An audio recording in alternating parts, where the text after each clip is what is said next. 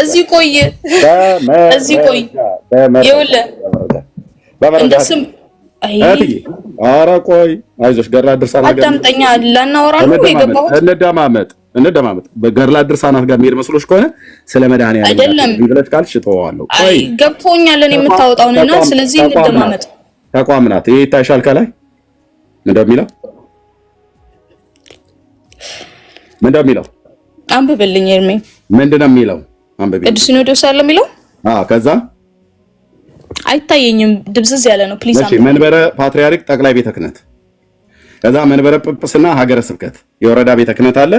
ከዚህ ግን በግራና በቀኝ ምን አለ? የመንበረ ፓትርያርክ አጠቃላይ ሰበካ መንፈሳዊ ጉባኤ አለ። የመንበረ ጵጵስና ሀገረ ስብከት ጠቅላይ መንፈሳዊ ጉባኤ አለ። የወረዳ ስብከት ጠቅላይ መንፈሳዊ ጉባኤ አለ። በዚህኛው ላይ ደግሞ የመንበረ ፓትርያርክ አጠቃላይ መንፈሳዊ አስተዳደር ጉባኤ አለ። የመንበረ ጵጵስና ሀገረ ስብከት መንፈሳዊ አስተዳደር ጉባኤ አለ። የወረዳ ሰበካ መንፈሳዊ አስተዳደር ጉባኤ አለ። ይሄው በቃ ጨረስ። አድምጪ ቆይ አድምጪኝ። በቃ ጨረስክ አይደለም እናቴ። ይሄ በቆም አትችይም ስልሽ በጌታ ፊት የአጥቢያው ቤተክርስቲያን ጠቅላላ ሰበካ ጉባኤ አለ። ማን ነው ይሄን ያለው? ያው በኢትዮጵያ ኦርቶዶክስ ተዋሕዶ ቤተክርስቲያን ስር በየደረጃው የሚገኙ የሰበካ መንፈሳውያን ጉባኤያት አጠቃላይ መዋቅር ይላል። እና ታዲያ ምን አገናኘው? ተቋም ስለሆነ እሷ መዋቅር ያላት አጭርና ተቋም ማለት ነው። በመጀመሪያ እህትዬ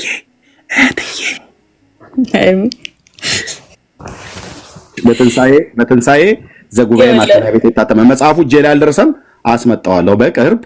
ምንድናት? መዋቅር ያላት ምንድናት? ተቋም ነው መዋቅር ያለው ተቋም። ኦርቶዶክስ ቤተክርስቲያን ተቋም ናት፣ ቤተክርስቲያን ናት። ኦርቶዶክስ እንደ ሃይማኖት እንጂ እንደ ተቋም አይደለም መቀበላት። አንቺ አልሽ ይኸው ቤተክርስቲያኒቱ ግን መጽሐፍ ጽፋለች። አንቺ ነው ቤተክርስቲያንም እንደዛ ነው፣ እንደ ሃይማኖት ነው እንጂ የምናውቀው ኦርቶዶክስ እንደ ተቋም አይደለም። መጽሐፉን አግኝቼው አላነበብኩትም።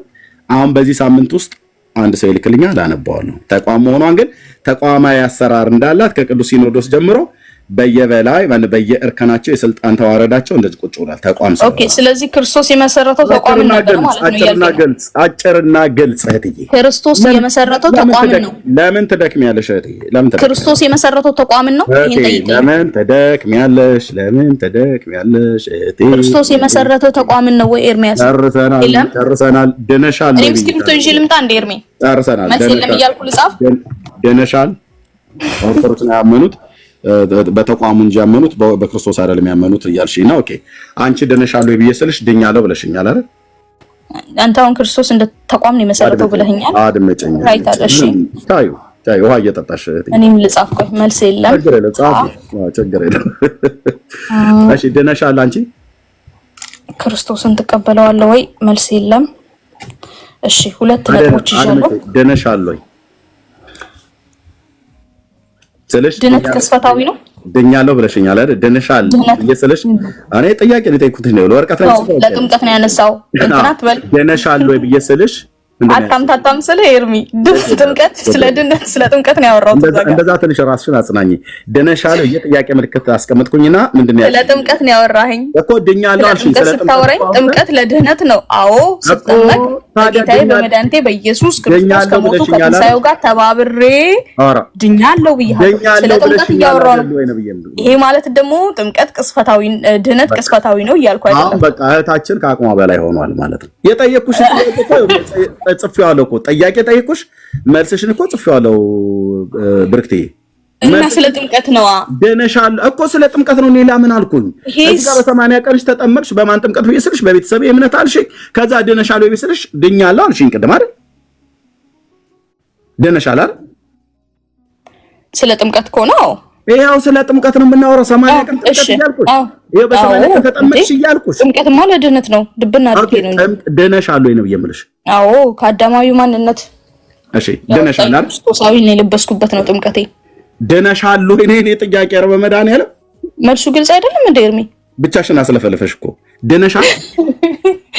ከአዳማዊ ማንነት ወደ ክርስቶሳዊ ማንነት ያለበሰኝ ከዛ ከሞት ከጨለማ ያዳነኝ ጥምቀት ድህነቴ ነው። ለጥምቀት ድኛለሁ ያለው እኔ ጥያቄ እኔ ድነሻል ወይ ነው ጥያቄ። ቤት ከየትም ይምጣ ከየትም በሰማይ ወርጄ በደመናው ላይ በርሬ ባህር ውስጥ ገብቼ ዋኝቼ ትንሽ ሞቄ ደግሞ እንደምና በፈለግሽ በይ። እኔ ዋናው ትኩረቴ ድነሻል ወይ ነው። መልሻለሁ ኤርሚ ጨርሻለሁ። መልስ ድነሻል? መልስ አዎ ድኛለሁ። ድነሻል? አዎ መልስ ብላለች። አሁን ብትሞቺ መንግስተ ሰማያት ትገቢያለሽ? አይ እቺ ጥያቄ እንደምታምን ለዛ ነው ጥምቀትና ይሄ ድህነትን አሁን ብትሞቺ ለይና አስቀምጥ ያልኩ ለዛ ነበረ። አሁን ብትሞቺ መንግስተ ሰማያት ትገቢያለሽ ወይ? ዩሲ ገባ አይደል? የሆነ እንትን ነገር ነው የምትሰራው። ተመሳሳይ ጥያቄ ነው፣ ተደጋጋሚ ነገር ነው። መንግስተ ሰማያት ትገቢያለሽ ወይ? ድህነት ቅስፈታዊ አይደለም ኤርሚያስ ወንድማችን። እሺ ብትሞች መንግስተ ሰማያት ትገቢያለሽ? ድኛለሁ፣ ድህነቴን እየፈጸምኩ ነው። ብትሞች መንግስተ ሰማያት ትገባለሽ ወይ? ለአራተኛ ጊዜ ድህነት ቅስፈታዊ አይደለም። እኔ ድህነት ቅስፈታዊ ነው ወይስ ሂደታዊ ነው አልጠየቁም። ይኸውልህ ለምጠይቀው ጥያቄ ምን አይነት መልስ እንደሚሰጡ ምን አይነት ስልጠና እንደሚሰጧቸው ዩሲ መጀመሪያ አንተ ነህ ያዛባው እየነገርኩ ነበር። ቆይ ድህነት ጊዜያዊ ነው ቅጽበታዊ ነው ወይ ሂደታዊ ነው ስጠይቅሽ ነው የምታወሪው። የኔ ጥያቄ ብትሞቺ መንግስተ ሰማያት ትገቢያለሽ ወይ ነው ያልኩሽ። ከመጀመሪያውን ጀምር።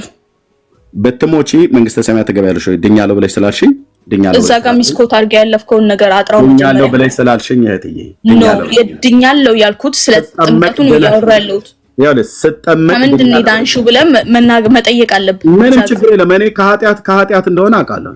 ከአዳም የውርስ ኃጢአት እንደሆነ አውቃለሁ፣ ወይ ደግሞ ከአዳም በመጣብን መርገም እንደሆነ አውቃለሁ። ስለማውቀው አላደክምሽም። ባጭሩ ደርሻለሁ ነው። የውርስ ኃጢአት የሚባል ነገር የለም። እሺ በቃ የውርስ ኃጢአት የወደቀው ማንነት ነው። የቀንድ ኃጢአትም በይው የጥፍርም ኃጢአት በይው ችግር የለውም። እሱ አሁን የተጠየቅሽው ደነሻለሁ ነው። ከምንም ስለ ጥምቀት እያወራሁና ስለ ጥምቀት ነው እያወራሻለሁ። እያወራሁ እንትን አታጋጨው። ኦርቶዶክስ ወንድሞች እናቶቼ እንዲህ ግራ የገባቸው ናቸው ወንድሞች እናቶቼ። ያንተኮ ነው ግልጽ ያለው ነው። ድኛለሁ ብሎ የሚለውን አፋቸውን ሞልተው አይናገሩም። የሃይማኖት ተቋም አላቸው፣ የዘላለም ሕይወት ግን የሌላቸው ምስኪን ፍጥረታት ማለት ኦርቶዶክሳውያን ወገኖቼ ናቸው። ለሚጠይቁት ጥያቄ መልስ ተቋም መሆኑን እኮ አሳየሁሽ በመጽሐፍ መረጃ።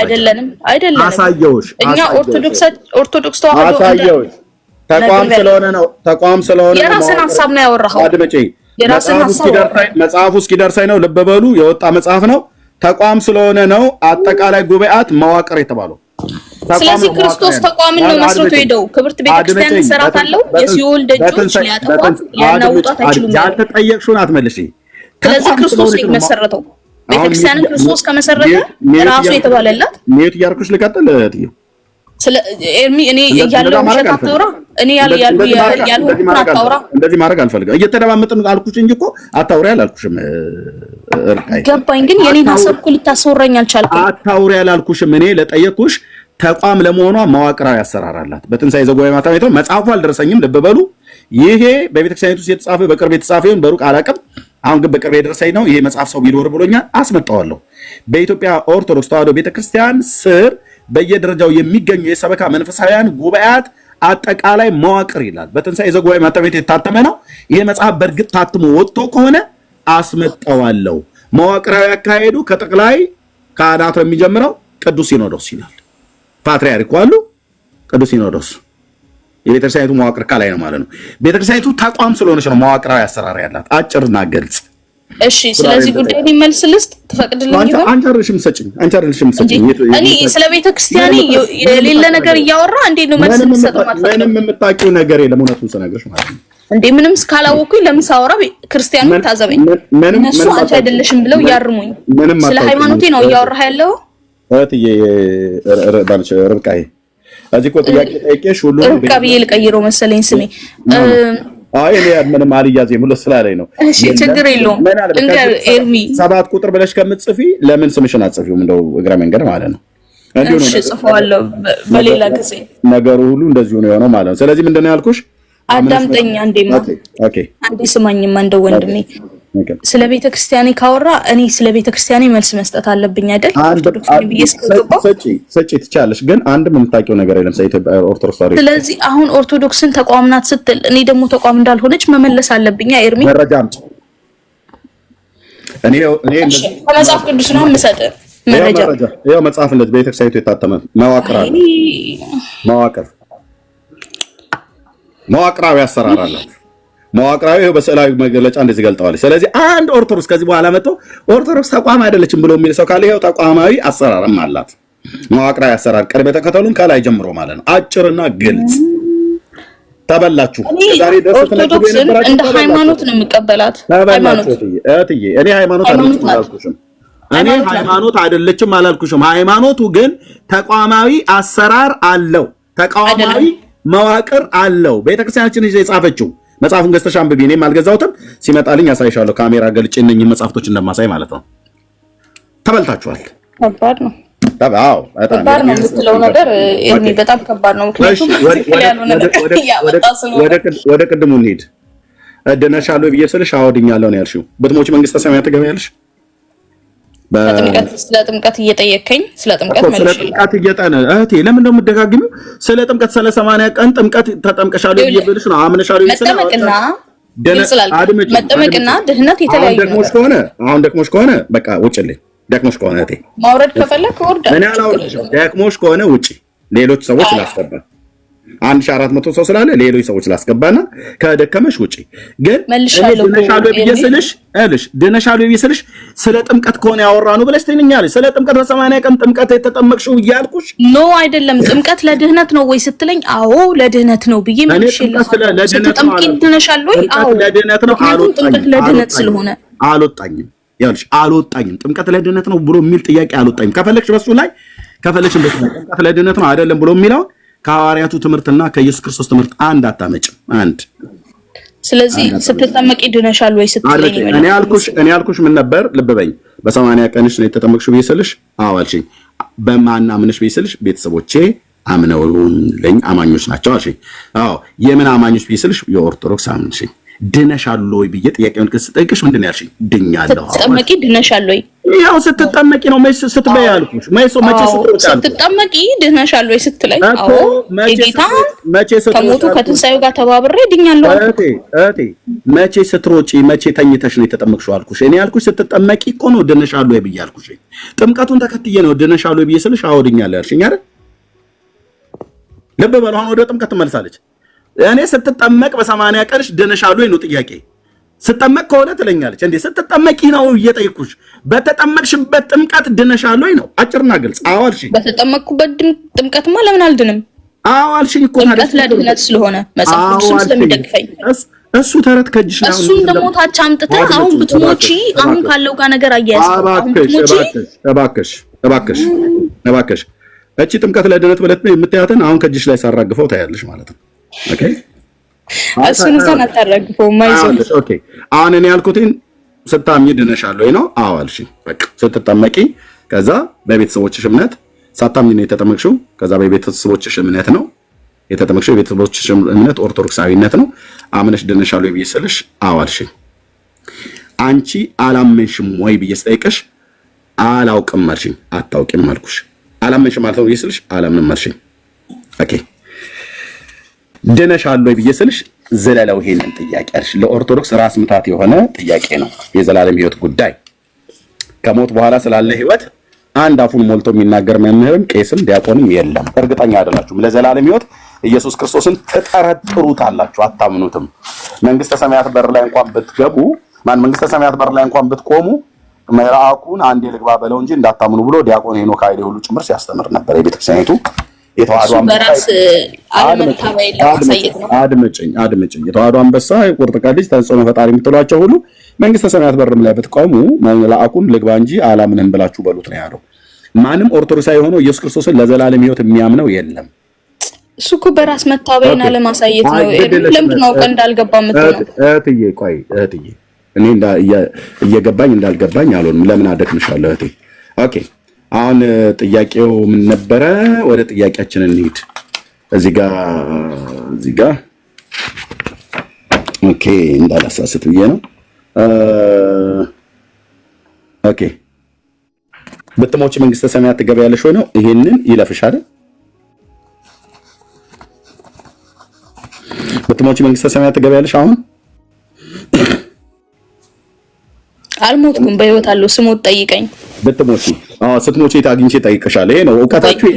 አያችሁ ስሞት ጠይቀኝ ትላለች። ሬሳ ስሙን ጠይቀኝ። ይሄ ነው እምነታችን። ያውን አልሞትም በጌታ ስም ረጅም እድሜ ነው። ገነት ትገቢያለሽ ብዬ ስላት ትገቢያለሽ አልሞትኩም በህይወት አለው። ለምን ጠይቀኛል? የኦርቶዶክስ መልስ ስሞት ጠይቀኝ። ድንቅ ነው። እንደዚህ አይነት ምርጥ ወጣቶች ነው የፈጠረችው ኦርቶዶክስ። ስሞት ምን በላይ ጠይቀኝ። በምን ልጠይቅሽ? በቴክስት አድርጌ ነው ወይስ ገስ ላይ አስገብቼ? አንተ ትነጋገር የለ እግዚአብሔር ሰው አይደለም። ጠይቀው። በደብዳቤ ነው የምጠይቅሽ። ስትሞቺ በራስሽ ላይ እየቀለድሽ እንደሆነ ነው እንደ እግረ መንገድ እንድታዩ።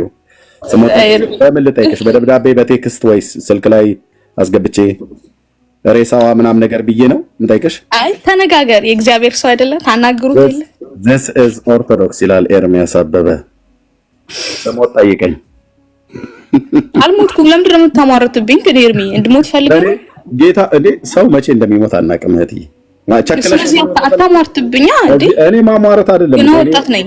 ኧረ እኔ ወጣቶች ሆነ ስንቶቹ ሞቷል እንዴ። እንደውም የሶስተኛ ልኑር እንዴ ረጅም እድሜን ተመኝልኝ በላው። እኔ ችግር የለም። ጌታ መድኃኒዓለም የማቱሳላን እድሜ ይስጥሽ በእውነት።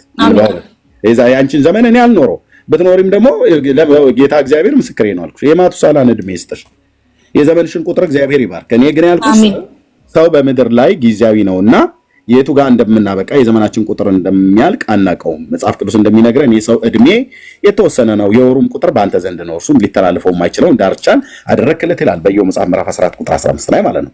የሰው እድሜ እንደ ጢስ ነው፣ በኖ ይጠፋል፣ እንደ እንፋሎት ነው ይጠፋል፣ እንደ ሸረሪት ድር ነው ይበጠሳል፣ እንደ አበባ ነው ይረግፋል፣ እንደ ሳር ነው ይደርቃል። ይሄ ሁሉ የእግዚአብሔር ቃል የሚናገሩ ነው። የቱ ጋር እንደምትደርቂ የሰው እድሜ እንደ ጥላ ነው። የቱ ጋር እንደሚታጠፍ ነው፣ የቱ ጋር እንደሚጠፋ አናውቀውም።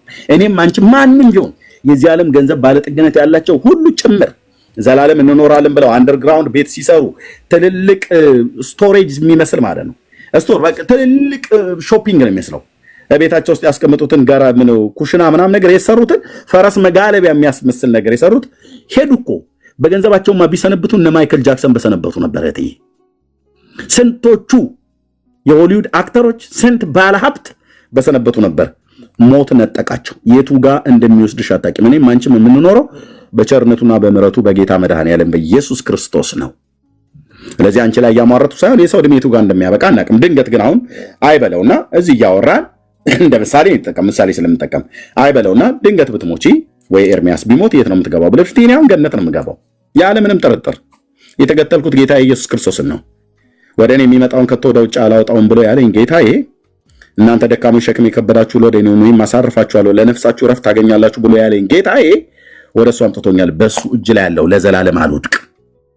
ኢየሱስ ጌታዬ ነው ብዬ የልቤን በር ከፍቼ አምኜ የተቀበልኩት ጌታ በአፌ አምኜ በአፌ መስክሬ በልቤ አምኜ የተቀበልኩት ጌታ በአፌ ክጄ በልቤም ክጄው ካልጣልኩት እሱን ካልተውኩት እሱም ለዘላለም አይተወኝም አይጥለኝም። እንዲህ ተብሎ እንደተናገረ አልጥልህም ከቶም አልተውህም ብሎናልና ስለዚህ እኔም አልጥልም። የደም ቃል ኪዳን ያለን በደም ነው፣ በራሱ ደም ነው የተጋባኝ ቃል ኪዳን። ኦኬ ብርቱ ስለሆንኩ ጽድቅ ስላለኝ ጎበዝ ስለሆንኩ የሰውነቴን ተክለሰውነት ንግግር ችሎታዬን አመሌን ጠባዬን ወዶት አይደለም። ኦኬ በቃ ዝም ብሎ ወደደኝ ኃጢአተኛ ሆኜ። አንቺንም እንደዚሁ ዓለሙን ሁሉ ዝም ብሎ ወደደን። ከወደደን ከትልቅ ፍቅሩ የተነሳ በበደላችንና በኃጢአታችን ሙታን በነበርንበት ጊዜ ሕይወትን ሰጠኝ። ስለዚህ ያለ ምክንያት ወዶ በምክንያት የማይጠላኝ ጌታ አይጥለኝም። ከእጁ ካልወጣው በስተቀር አይጥለኝም። እኔ ደግሞ ለዘላለም እጁ ላይ ደርቄ ልቅር። ጌታዬ ኢየሱስ ላይ እስትንፋሴ እሱ እጅ ላይ እንዳለ ተቆርጣ ነፍሴ ከስጋዬ የለይ ወይ ፍንክች የለም። ያመንኩት ጌታዬን የመጽሐፉ እውነት በነገረኝ መሰረት ነው። ስለዚህ ይሄን ብዬ ስልሽ አንቺ ላይ ሟርት ለማሟረት አይደለም። ድንገት የሰው ህይወት ቢሞት ያው ኤርሚያስ አሁን በሞት አሁን እያወራው በዚህ ሰዓት ላይ በሞት አልጸጸትም አልኳችሁ። እግዚአብሔር የወሰነልኝን ዘመን በዚህ ምድር ላይ ለወንጌል ስብከት እቆያለሁ፣ ለልጆቼ ያሰነብተኛል እንጂ ጌታዬ በምጨርስ ሰዓት ላይ እንዲህ እየሰበኩ ምላሴ ከትናጋዬ ጋር ትጣበቅ። ኢየሱስ ያድናል። ኢየሱስ ጌታ ነው። በእርሱ የሚያምን ሁሉ የዘላለም ህይወት እንዲኖረው እግዚአብሔር ልጁን ወደዚህ ዓለም ልኮታል። በእርሱ የሚያምን አይፈረድበትም። 4 ነጥብ። የመጽሐፉ እውነት ይሄን ነው የሚናገረው። ስለዚህ ሳምኜበታለሁ። አምኜ ድብን ማለት ብቻ ነው የሚጠበቅብኝ። ታቃ ምንም ወደ ኋላ ወደፊት ወደ ኋላ አላልም። እርፍን ጨብጦ ወደ ኋላ የሚመለከት ለእኔ ሊሆን አይገባውም ብሎኛል ጌታዬ። ስለዚህ መንገዴን ፍለጋዬን ጠበጥባለሁ እሱን እየተከተልኩ የመጽሐፉ እውነት በነገረኝ መሰረት። ከዚህ ውጪ ወልፊት የለም። ወልፊት እነዚህ ምናምን ነገር ነው። ገላገለኝ እኮ ጌታዬ፣ ገላገለኝ። እነዚህ ወደ ብዙ ጥፋት ጎዳና ነው የሚመሩት። የመጽሐፉ እውነት ግን በሩ እኔ ነኝ፣ በእኔ የሚገባ ቢኖር ይድናል ብሎኛል። መንገዱ እኔ ነኝ ብሎኛል። አነ ውእቱ ፍኖተ ጽድቅ ብሎ ማለት ነው። በቃ በሩን አግኝቼዋለሁ፣ መንገዱን አግኝቼዋለሁ። በጉ ቀራንዮ ኮረብታ ላይ አማናዊ በግ ታርዶልኛል። የበጉን ስጋ በልቻለሁ፣ የበጉን ደም ጠጥቻለሁ። በእምነት እሱን ተቀብያለሁ ማለት ነው። በጉን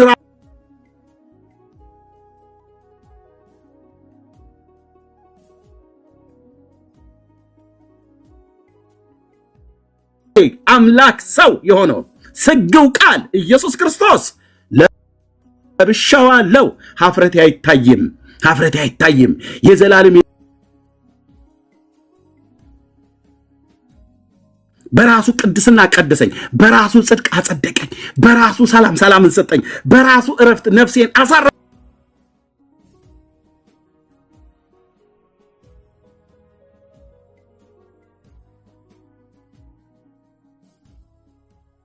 መጥቼ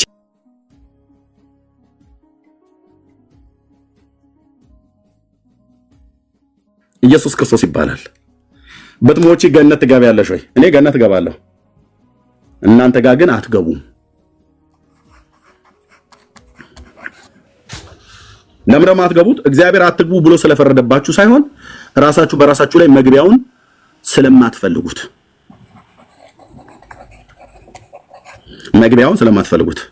ኦኬ። መንግስተ ሰማያት ለመግባት በእናንተ ምንድን ብሎ የሚለው በመጀመሪያ እናንተ ጋር መንግስተ ሰማያት ለመግባት በኦርቶዶክስ መንግስተ ሰማያት ለመግባት እስቲ ምንድነው ብሎ የሚሉት? በኦርቶዶክስ ሰው መንግስተ ሰማያት ለመግባት ምን እንደው ማድረግ ያለበት በመጀመሪያ ማመን አይደል? ከዛ መጠመቅ፣ ከዛ ሜሮን መቀባት፣ ከዛ ቅዱስ ቁርባን፣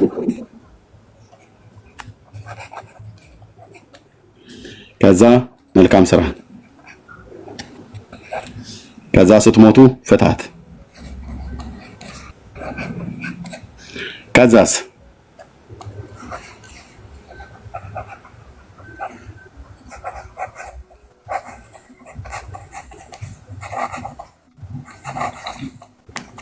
this is ኦርቶዶክስ። አመሻል ኦርቶዶክሳቴ? አዎ። ተጠምቀሻል? አዎ። ሜሮን ተቀብተሻል? አዎ። ቅዱስ ቁርባን ቆርበሻል? አዎ። መልካም ስራ ሰርተሻል? አዎ። በስራዬ ነው። ፍታት ተፍታል ስትሞት እንዴ? በጣም ከዕለቱ ከጉዞ ፍታት ጀምሮ እስከ 7 ዓመት ድረስ ይላል። ኦኬ። ሲጀምር እስኪ አምናለሁ ብለህ ስትለው አዎ ይልሃል አይደል? የትኛው ኤርሚያን ታምነዋል አይደል? እቴ ቆይ እኔማ ጨረስን እኮ በደንብ አስረዳዎች ቅድም በደንብ ፍትፍት ታርጌ ማለት ነው። አይ ልጅ ግን አልዳነም ብዬ ነው። ቆይ አሁን እናንተ ሲመጣ የልጅህ የአያትህ የአክስትህ አጥበኝ አይደለም አልዳንማ። ሚዩት እንዳራረግሽ ቻዩና ከዛ ሰጥሻለሁ። አሁን ያመነ የተጠመቀ ሜሮን የተቀባ የተቀባባ ቁርባን የቆረበ መልካም ስራ የሰራ ፍታት የተፈታታ መጨረሻስ እርግጠኛ አይደሉም። በኦርቶዶክስ እርግጠኛ መሆን አትችልም። የዘላለም ሕይወት ኦኬ። በጴንጤው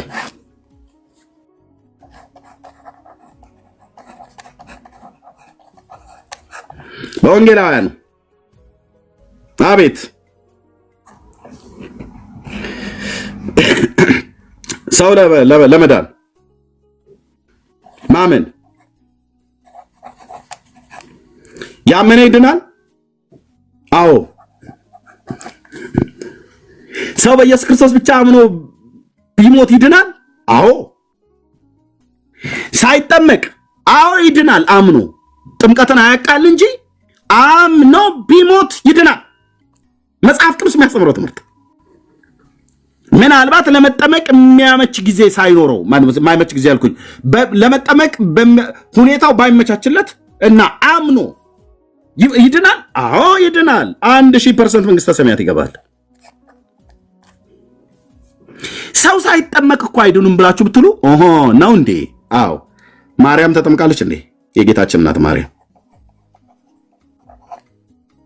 መጥምቁ ዮሐንስ ራሱ ተጠምቋል እንዴ? ጌታን ያጠመቀው አልተጠመቀም።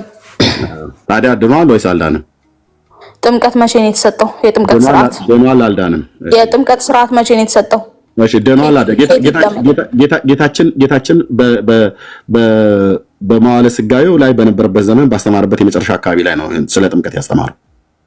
ስለዚህ ዮሐንስ አልተጠመቀም ማለት ኖ ጥምቀት መቼ ነው የተሰጠው ነው? ድገሞ አልተጠመቀም አይደል? ለትዬ በማርቆስ ወንጌል መጽሐፍ ምዕራፍ 16 በማቴዎስ ወንጌል መጽሐፍ ምዕራፍ 20 እኮ እያልኩ ነው ኤርሚ። ኦርቶዶክሳውያን ፊት መቆም አትችሉም። ማርያም አየን እኮ አሁን አታምታታም ስለ አየን እኮ ዝርክርካችሁ ጥምቀት ስርዓት መቼ ነው የተሰጠው?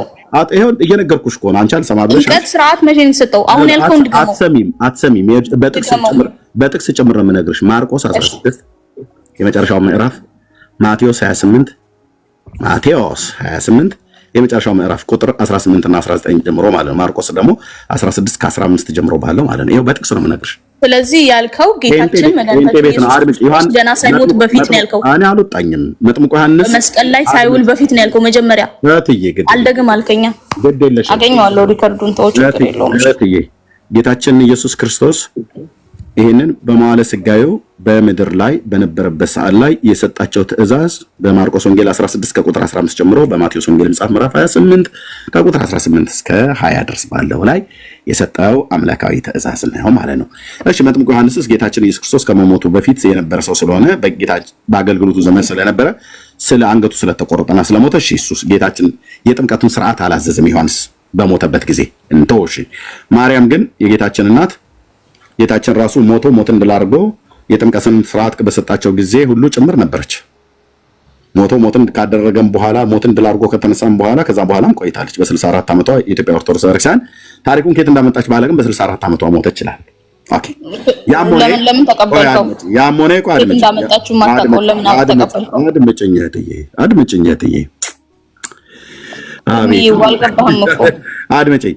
ማርያም የጌታችን እናት በዓለ ሃምሳ በነበረበት በዛ ስብሰባ ላይ የጸሎት ስብሰባ ላይ በኢየሩሳሌም በነበረው ነበረች። ይህ ማለት ጌታችን ኢየሱስ ክርስቶስ ሞትን ድል አድርጎ በተነሳ በበዓለ ሃምሳ ማለት ነው።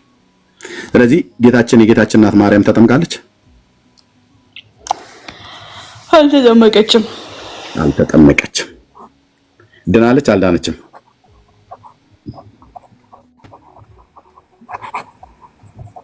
ድናለች? አልዳነችም? ከመዳንም አልፋ ወደ ድነት መርታ የምትወስድ የምታማልድ ነች። ቆይ በመጀመሪያ ጨርሽው ወደ ድነት እንዴት እንደምትወስድ አሳይኛለሽ። ድናለች? አልዳነችም?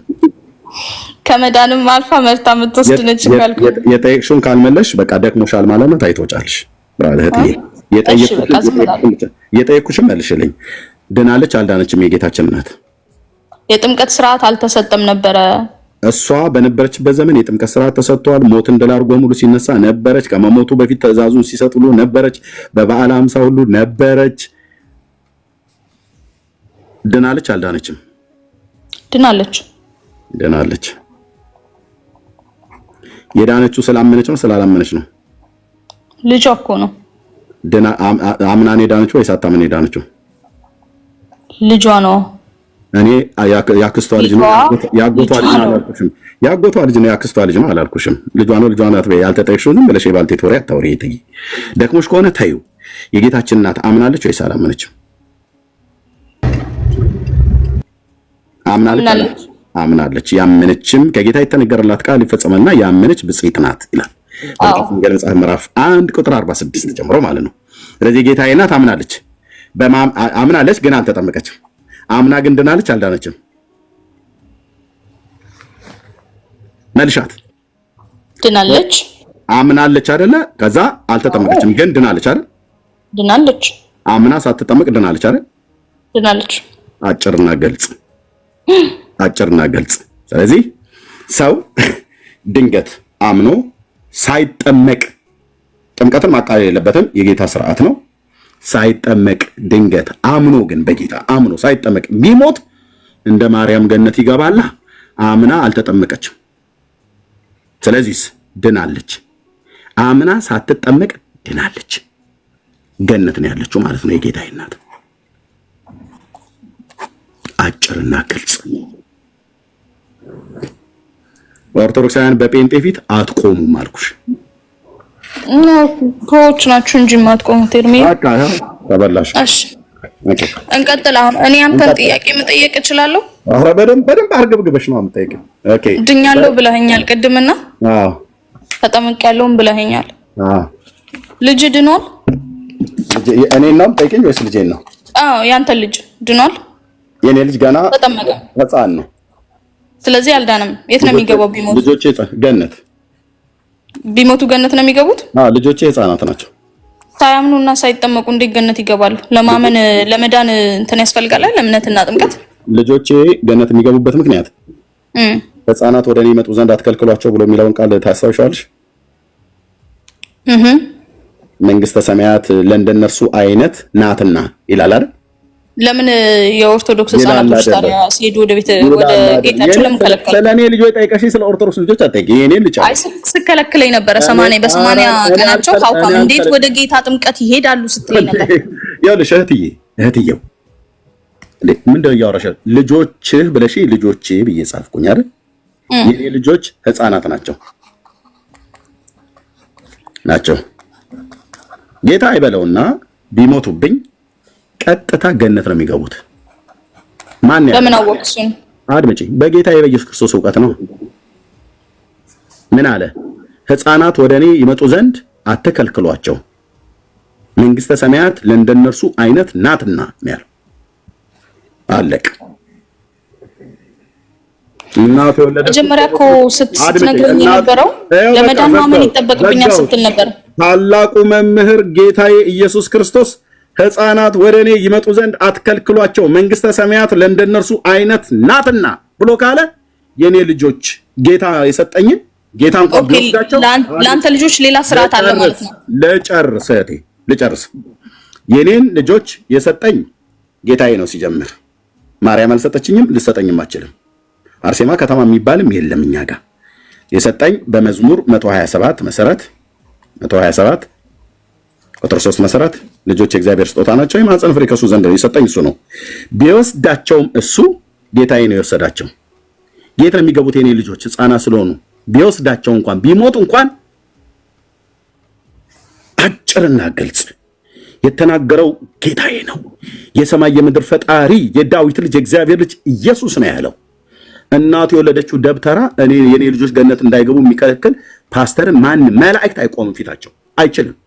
ታላቁ መምህር ጌታዬ ነው ያለው። ስለዚህ አዲስ ስርዓት አለ ማለት ነው። አለቀ። ምን አዲስ ስርዓት? የጌታችንን ትምህርት ነው ያሳየሽ። አለቀ። አዎ ገባኝ። ግን ሌላ ስርዓት አለ ማለት ነው። አለቀ። እናንተ ጋር ነው ሌላ ስርዓት ነው። ለምን አትመልስልኝ? እኔ እየመለስኩ አለበት። እናንተ ናችሁ ሌላ ታሪክ የፈጠራችሁት እንዴ? ምን መልሰልሽ ርብቃዬ? አንተ እኮ ለመዳን እምነት ያስፈልጋል ብለህ ስትለኝ ነበር። ለሕፃናት እምነት አልተጠየቁም። ለጋ ናቸው። አእምሯቸው መልካሙን ከክፉ የእግዚአብሔርን ከሰይጣን ለይተው አያውቁም። ስለዚህ እኔን ለምን ነበረ በ80 ቀን ተጠምቀሻል ሲል ሳታምኝ እንዴት ተጠመቅሻል? አያውቁም። እህቴ አንቺ የተጠመቅሽው ለምን ነበረ? ውሃው የነካሽ ለምንድን ነው? ዩሲ አየህ አይደል? ለምን የነካሽ ውሃው ዳግም ለመወለድ ዳግም ውልደት ስለሆነ ውሃው ሳይነካሽ ዳግም መወለድ ስለሆነ እየተወለድኩኝ የቱ ጋር ነው እንደዛ ብሎ የሚለው ትምህርት ያለው? ጥምቀት ዳግም ውልደት ነው። ከውሃ ነው እንደምትወለጂው? አዎ። የቱ ጋር ነው ብሎ ከውሃና ከመንፈስ ይላል። ምንድነው ብሎ የሚለው? ውሃ ብሎ የሚለው ቃል የቱ ጋር ነው የሚለው? እንደዛ ላውጣልህ ቃሉን አውጭም። ኦኬ ዳግመኛ ካልተወለደ የሚለው የዮሐንስ ወንጌል ላይ መሰለኝ 3 ላይ። እሺ ምን ይላል? ቼክ ላድርግ። ለዳግም ውልደት ነው በጥምቀት። ኦኬ ጥሩ አውጭው። 3:1 ላይ ከስር ጽፎላል ዲያቆን የሚለው አካውንት 3:1 አይደለም 3:5 ነው። እንደው እንድታወጪው ብዬ እንጂ 3:5 ላይ ነው ክፍሉ ያለው። እሺ ምን ይላል? እኔ እንጃ አልያዝኩም መጽሐፍ ቅዱስ። ኤርሚ ያውጣልኝ አንተ ከቻልክ። እሺ ያው ለትብብር ላውጣልሽ። እናንተ እኮ ስትመጡ ባዶ እጃችሁን ነው የምትመጡት። ኦርቶዶክስ ሆኖ ከመጽሐፍ ቅዱስ ጋር የመጣ እኔ እዚህ ቤት አግኝቼ አላውቅም። እንደክማለ አይ ችግር የለውም አወጣልሃለሁ መነሳት። እሺ ችግር የለም ያወጣልሻለሁ። በዮሐንስ ወንጌል መጽሐፍ ምዕራፍ 3 ቁጥር 5 ማለት ነው። እሺ አንዴ ጠብቂ። ከቁጥር 3 ጀምሮ አንብበው። ኧረ ችግር የለውም። ኤርሚዬ ግን እዚህ ጋር ቻው ጥምቀት ከትንሳኤ በኋላ ነው ብላ ነበር። ይሄ የሚያወራው ከትንሳኤ በኋላ አይደለም፣ እንዳይጋጭባት። አይ ስለሱ አይደለም የማወራውን ጠንቅቄ ያውቃለሁ። 3 ላይ አመሰግናለሁ። ጥምቀት አይደለም ብለሽ ራስሽ መስክረሻል ብዬ ነው አስታውስሽ። አይ አመሰግናለሁ። በደንብ አውቃለሁ የማወራውን። ብዙ አውጥተናል። ኦኬ ዮሐንስ 3:5 ለምን የፈለግሽው? አሁን ያው አውጥቻለሁ። ለምን የፈለግሽው? ከማንበቤ ስለ ዳግም መወለድ እየጠየከኝ ነበር። ዳግም ተወልደሻል አንቺ? አዎ ዳግም ተወልደሻል።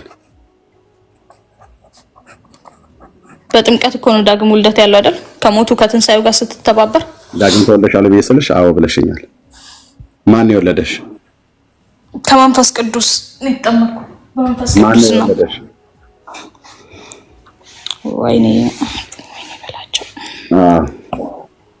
ማን የወለደሽ? ወይኔ በላቸው ምናምን ነገር ብለሽ ወይኔም የፈለግሽው ባልትቻለሽ። ማን የወለደሽ?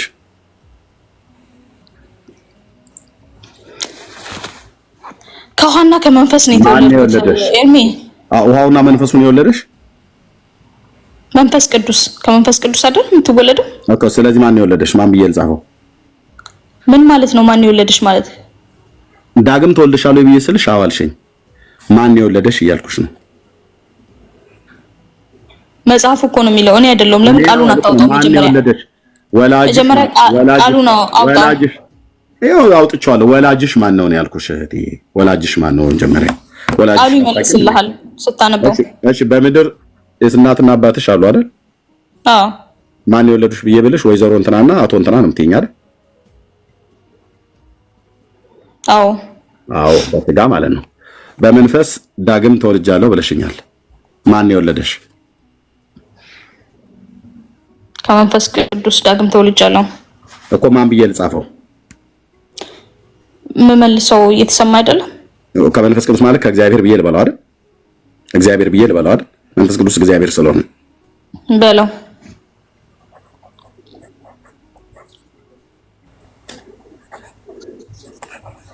እሺ እግዚአብሔር ነው የወለደሽ። እንዴት ነው የወለደሽ? ከሞቱ ከትንሳኤው ጋር ተባብሬ ከአዳማዊ ማንነት ወደ ክርስቶሳዊ ማንነት ስመለስ። ኦኬ ምንድነው? እንዴት አዳም ነበር የተወለድኩት። እኔ አልጠየኩሽ። እግዚአብሔር እንዴት ወለደሽ ነው? ከአዳም የተወለድሽበትማ ከአዳም ነው የተወለደው የሰው ልጅ አምኖ ግን ሲጠመቅ። እኔ ጠየቅኩሽ እንዴት ነው የተወለድኩት? የጌታን ልጅነት ያገኛል። እኔ እንዴት ነው የተወለድኩሽ ብዬሽ ከአዳም ነው የተወለዱት ብለሻል። የአዳምና የሔዋንማ የእናትና የአባትሽን እዚህ ጋር እኮ ጨረስን። እሱ ነው የአዳምና የሔዋን። ይሄ የአዳምና የሔዋን ነው እንዴ? እግዚአብሔር ነው ብለሽ ካልሽ በኋላ አዳምና የሔዋን ወለደኝ ትያለሽ እንዴ? እኔ ደክሞሽ ነው እህትዬ? ይሄ የአዳምና የሔዋን አትሰማም እኮ የኔ መልስ። ለዛ ነው ኤርሚ የነ ማሚና የፋዘር ናቸው የባባ ኦኬ። እነሱ የወለዱሽ ነው አዳማዊ አወላለድ ኦኬ። በግብረ ስጋ ግንኙነት እናትና አባቶቻችን የግብረ ስጋ ግንኙነት አደረጉ። የማህፀን የአባታችንን አብራክ ዘር በእናታችን ማህፀን እንቁላል ጋር አገናኘው። ጌታ እንዲያርጎ ሰራን ማለት ነው። ይሄ አዳማዊነት ነው። እኔ እየጠየኩሽ ያለሁት ዮሐንስ ወንጌል መጽሐፍ ምዕራፍ 3 እዚጋ ማለት ነው። ዮሐንስ 3:5 ላይ ያለው ማለት ነው። እሱን ቃል መሰረት አድርገን ዳግም ተወልደሻል ብዬ ስልሽ አዎ አልሽኝ። ማን የወለደሽ ብዬ ስልሽ እግዚአብሔር ነው አልሽኝ። እንዴት ወለደሽ ነው? እንዴት ወለደሽ? በምንስ ወለደሽ?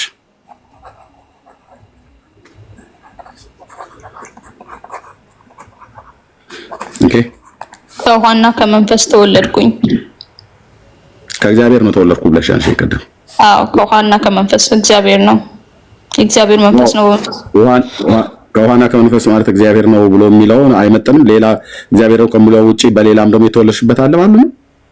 ለምንድን ነው ኤርሚያስ ወደ ሌላ ነገር የምትወስደው? ቃሉ እኮ ነው። ታዲያ እኔ ያልኩሽ እንዴት ነው ከውሃና ከመንፈስ ካልተወለዳችሁ ይላል አይደል? ወደ መንግስት ሰማያት አትገቡም ይላል። እህቴ እንዴት ነው የወለደሽ? ቃሉን እኮ ነው እየጠቀስኩልህ ያለሁት። በምንድን ነው የወለደሽ ብዬ ስልሽ በምንድን ነው ያልሽኝ? ከውሃና ከመንፈስ ተወልጃለሁ አልኩክ። መጽሐፍ ቅዱስን የሚለው እኔ አይደለሁም የምለው። ኦኬ እግዚአብሔር በውሃና በመንፈስ ነው የወለደሽ። ከውሃና ከመንፈስ ካልተወለዳችሁ በስተቀር ወደ መንግስት ሰማያት አትገቡም ነው ያለ የሚለው ቃሉ። ይኸው ይላል ዮሐንስ 3:5 ላይ እህቴ ያው ዮሐንስ እዚህ ቁጥር 5 ላይ ዮሐንስ 3:5 ኢየሱስም መለሰ እንዲህ ሲል እውነት እውነት እልሃለሁ ሰው ከውሃና ከመንፈስ ዳግም ካልተወረደ በእግዚአብሔር መንግስት ሊገባ አይችልም፣ ወደ እግዚአብሔር መንግስት ሊገባ አይችልም ይላል። እግዚአብሔር ነው የወለደሽ ወይ ውሃውንና መንፈሱን የወለደሽ?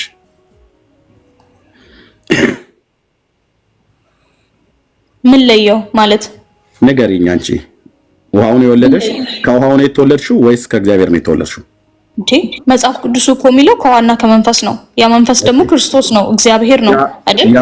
ያ ውሃ ብሎ የሚለው እዚህ ዮሐንስ ወንጌል መጽሐፍ ምዕራፍ 5 ላይ ውሃና ከመንፈስ እኮ እህቴ ስሚኝ፣ ይሄ ውሃ ነው ብሎ የሚለው ዮሐንስ ወንጌል መጽሐፍ ምዕራፍ 3 ቁጥር 5 ላይ ውሃ ነው ብሎ የሚለው ቀጥታ ውሃን ጥምቀቱን ነው የምንጠመቅበት ጥምቀት ከውሃና ከመንፈስ የምንጠመቅበትን ውሃ ብሎ የሚለው ጥምቀትን ነው አይደል? እሺ ውሃ ብሎ የሚለው ጥምቀትን ነው። እሺ መንፈስ ብሎ የሚለውስ? ውሃና መንፈስ ነው የሚለው። ከውሃና ከመንፈስ እና የሚለው ነገር አለ። ውሃና መንፈስ ማለት ሁለቱ አንድ አይነት አይደሉም ማለት? ውሃ ነው። ለምንድን ነው አንድ አይነት? ውሃ ነው። ውሃው ጥምቀት ነው። ያው መንፈስስ ብሎ የሚለው ምንድን ነው? ኖ ውሃው ባዶን ምን ያደርጋል? ብቻውን ካለ መንፈስ ለድህነት ከሆነ ስለዚህ እኔጋም አለ ውሃ ማለት ራሳችንም መግባትና መውጣት እንችላለን። ውሃ ማለት ራሱ መንፈስ ማለት ነው። ውሃና መንፈስ ነው የሚለው። እነዚህ ማለት አያያዥ ቃል ነው አይደለም? ነው ለሁለት ነገር ነው አይደለም ያያይዘውና? አዎ። ስለዚህ ውሃ ብሎ የሚለውና መንፈስ ብሎ የሚለው አንድ ነው ወይስ ስለ ሁለት አካላት ነው የሚያወራው? ይኸውልህ ሁለት አካል አሉ፣ ግን አንድ የሆኑበትን ነው የተጣመሩበትን ነው ጥምርን ነው የሚያሳየው። እኔ አሁን በመጀመሪያ ጥምሩን በኋላ ታሳኛለሽ። ውሃና ና አያያዥ ቃል ነው። ውሃና ከመንፈስ ብሎ ይላል። ውሃና መንፈስ ሁለቱ የተለያዩ ናቸው ወይስ አንድ ናቸው? ውሃ ነው፣ መንፈስ ነው። ግን ውሃና መንፈስ ደግሞ ስለ ጥምረቱ በኋላ ትነግሪኛለሽ። አሁን ስለዚህ መስማት አልፈለክም ማለት ነው። አድመጪኝ። ውሃ ነው ብለሽ ካልሽ መንፈስስ ምንድነው ነው ያልኩሽ? መንፈስ ቅዱስ ነው። ውሃ ጥምቀት ነው። ውሃው መንፈስ ቅዱስ ነው። መንፈስ እግዚአብሔር ማለት ነው። መንፈስ እግዚአብሔር። እሺ ውሃው ጥምቀት ነው ብለሽኛል። ውሃው ጥምቀት ነው ብሎ የሚለው የቱ ጋር ነው የተጻፈው? ውሃ ነው እኮ አልኩህ ኤርሚ እኮ። በውሃው ማለት ውሃ የምንጠመቅበት ጥምቀት ውሃ ነው። በቃ ውሃ አታውቅም? ውሃ አንተ ቤትም ውሃ ማለት ይሄ የምንጠጣው ውሃ ነው አይደለ? ውሃ ነው። አዎ ሁላችንም የምንጠቀመው ውሃ። እግዚአብሔር የወለደሽ ታዲያ ከውሃው ነው ወይስ ከመንፈሱ ነው? ወይስ ከውሃና ከመንፈስ ነው የሚለው መጽሐፍ ቅዱስ ነው። እንዴት አድርጎ ወለደሽ? በጥምቀት ስትጠመቂ አይደል? አዎ ጥምቀት የሚለው የሚሰራው ውሃና መንፈሱ ሁለቱ አንድ ላይ ሆኖ ነው።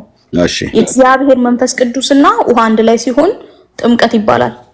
ኦኬ የእምነት ቃል ክደትሽን እቀበላለሁ። በውሃና በመንፈስ ስጠመቅ ነው አይደል እያልሽኛል? ስጠመቅ ተወለድኩ ነው አይደል ብለሻልሽ? አዎ ከምን በውሃና በመንፈስ ስጠመቅ ተወለዱ ትኛልሽ አይደል? እንደዛ ነው አይደል እያልሽኛል? ኦኬ በውሃና በመንፈስ የተጠመቅሽው አምነሽ ነው ወይስ አታምኝ ነው?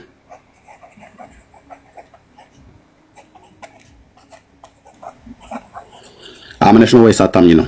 በውሃና በመንፈስ የተወለድሽው? እኔ በ80 ቀን የተጠመኩት። እኔ ጠይኩሽ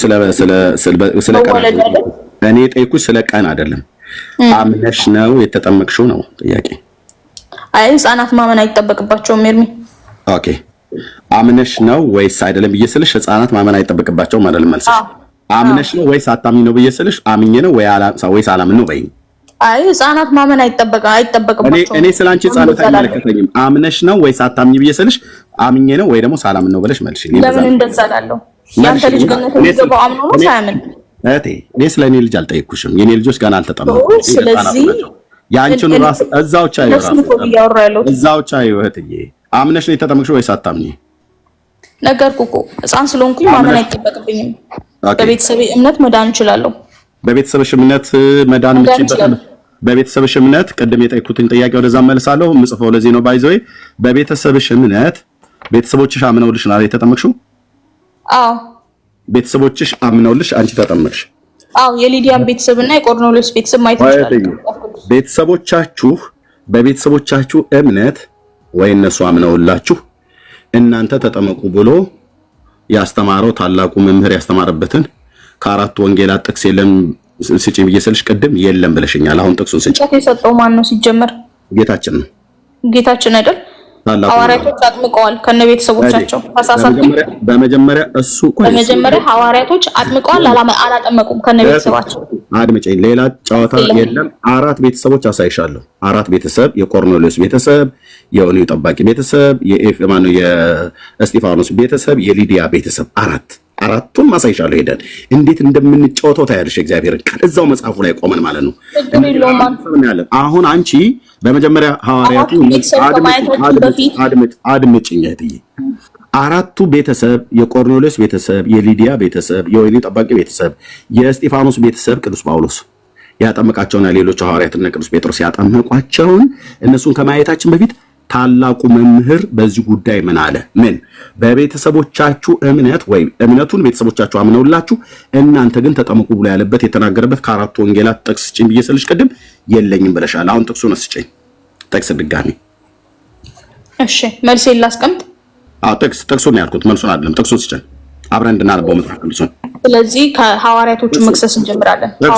እሱ ክሱ ላይ በኋላ እንሄዳለን። አድምጪኝ። እነሱን አንከሳቸው ምን እንከሳቸዋለን? የእናንተን እነዚህ አራቱ ልብ በሉ እዚህ ላላችሁ ሰዎች እነዚህ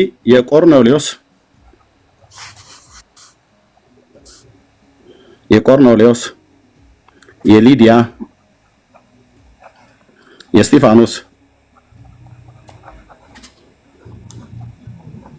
የእስጢፋኖስ ማለት ሰማዕቱ በድንጋይ ተቀጥቅጦ ኢየሩሳሌም ላይ ሞተው አይደለም፣ ሌላኛው ማለት ነው በቆሮንቶስ እና የወህኒው ጠባቂ እነዚህ ቤተሰብ የተጠመቁት ጌታችን ኢየሱስ ክርስቶስ ካስተማረው ያፈነገጠ ትምህርት አይደለም ያጠመቁት። እነሱ ጋር እንመጣለን። አራቱ ቤተሰብ ጋር አሁን የተጠየቅሽው በቤተሰቦቼ እምነት እነሱ አምነውልኝ እምነቱን እነሱ አመኑልኝ ውሃውን እኔ ወሰድኩ እምነት ከነሱ ጥምቀቱ ከኔ አጋጭተን ሄዳን ነው እያልሽ ነው። አጋጭተን ብለ እንብላ ብለው እንደሚሉት ኦርቶዶክስ ጋር እናንተ ለተረታችሁ የምታበጁት ነገር እምነት ከቤተሰቦቼ አምኑልኛል ጥምቀቱን እኔ ወስዳለሁ ነው። ጌታችን ቤተሰቦቻችሁ አምነውላችሁ እምነቱን ቤተሰቦቻችሁ አምነውላችሁ እናንተ ተጠመቁ ብሎ ያለበትን የመጽሐፍ ቅዱስ ክፍል ከአራቱ ወንጌላት አስጪኝ ያልኩሽ አምጡ። ስለዚህ ቤተሰቦቻቸው አምነው አምጡ ግልጽ ነው። በደንብ ግልጽ አድርጌ ነው የነገርኩሽ። ጥያቄው በደንብ ገብቶሻል። መልሱን ብቻ አምጪ። ከአራቱ ወንጌላት ታላቁ መምህር ምን አለ? ጴጥሮስ ምን አለ ከማለታችን በፊት ታላቁ መምህር ምን አለ? ጳውሎስ ምን አለ ከማለታችን በፊት ታላቁ መምህር ምን አለ? ስለዚህ ጌታ ያለው ላይ ተንተርሰን የቆርኔሌዎስ ቤተሰብ ያጠመቀው ጴጥሮስ ነው። የሊዲያን ቤተሰብ ያጠመቀው ጳውሎስ ነው። ጳውሎስ ነው። ጳውሎስና ሲላስ እነሱ ናቸው ያጠመቁት። እዛ የእስጢፋኖስን ቤተሰብ ያጠመቀው ጳውሎስ ነው። የወህኒው ጠባቂውን ያጠመቀው ጳውሎስና በርናባስና ጳውሎስና ሲላስ ናቸው። ነብዩ ሲላስና ሐዋርያው ጳውሎስ ናቸው ያጠመቁት። እነዚህን አራት ቤተሰቦች እናያለን። እነዚህን ያጠመቁት ከጌታችን ከኢየሱስ ክርስቶስ ትምህርት ጋር እነዚህ ሲጀምር በቤተሰቦቻቸው እምነት የተጠመቁ ህፃናት እዚህ ቤተሰብ ውስጥ አንድ የለም። አንድ ነቁጣ ሊያመጣ የሚችል የለም። አሁን የተጠየቀው ታላቁ መምህር ምን አለ ነው። ጌታችን በአራቱ ወንጌላት ቤተሰቦቻችሁ አምነውላችሁ እምነት ከቤተሰቦቻችሁ ጥምቀት ከእናንተ ሁለታችሁ አጋጭታችሁ እናንተ ተጠመቁ ልጆች ቤተሰቦቻችሁ ይመኑላችሁ ብሎ ያስተማርበት የመጽሐፍ ቅዱስን ክፍል ከአራቱ ወንጌላት አስጪኝ። ቅድም የለም ብለሻል። አሁን ግን ስለዚህ ሐዋርያው ቅዱስ ጳውሎስ ጌታችን ምን አለ? ጳውሎስን አትጥሪው። ጌታችን ምን አለ? በመጀመሪያ ጌታችን ምን አለ? ትእዛዙን አልፈጸሙም ማለት ነው። ይጋጭ አይጋጭ ብሎ የሚለውን በኋላ ታያለሽ። ጌታችን ምን አለ? ኢየሱስ ምን አለ? ዋናው መምህር ትእዛዙን የሰጠው አጥምቁ ብሎ ያዘዘው ጌታ ምን አለ? ከአራቱ ወንጌላት this is orthodox ምን አለ ጌታችን? ስለዚህ ሐዋርያቱና የጌታችን አልተከተሉትም ይያቄ ነው። ምን አለ ጌታችን ምን አለ? ከአራቱ ወንጌላት ኤርሚያስ ያለው ከአራቱ ወንጌላት ቅዱስን ከፍለ ነው ማለት ነው። መልስ አምጪ። ድጋሚ ምን አለ? ጥቅስ ብዬ ስላት አሁንም ድጋሚ ዓለም ይስማ የለም መልስ ኦርቶዶክስ አየ አንተ ጌታችን ካለውና ሐዋርያቶች ያሉትን ይጋጫል። ቀደምም ጠየቅኩሽ ጽፌዋለሁ። ማስታወሻ እንደዚህ ምጽፈው አውቄ ነው። ቀደም ጠየቅኩሽ የለም ማልሽ፣ ሁለተኛም ጠየቅኩሽ የለም ማልሽ። ከአራቱ ወንጌላት ማቴዎስ፣ ማርቆስ፣ ሉቃስ፣ ዮሐንስ ላይ 4 ወንጌላት ምን አሉ? በቃ ይሄ ነው ፕሮቴስታንት ተመልከቱ ወዳጆቼ፣ አድምጪኝ በደንብ ይሄ ነው ፕሮቴስታንት ለይቶ ከፍሎ ማመን ሐዋርያትን ጥሎ ኦርቶዶክስ ታላቁ መምህር ምን እኩል አታውሪ። እሺ ስትናደጂ እኩል አታውሪ። በነገራችን ላይ በጣም እኔ ያረኩ ነው እንዴ አዝረክርከሽ ተናገር ይኸውልሽ፣ አዝረክርከሽ በኋላ መናገር ትችያለሽ። የጴንጤን ስህተት ካለ ዝርክርክ አድርገሽ መናገር ትችያለሽ። ኦኬ ጉዳችን ሳለግራችሁ አድምጪ፣ እንደማመጥ በደንብ ነው እንጂ ያለው እኩልና እግዚአብሔር ክርስቶስ ያለውን ሐዋርያቶች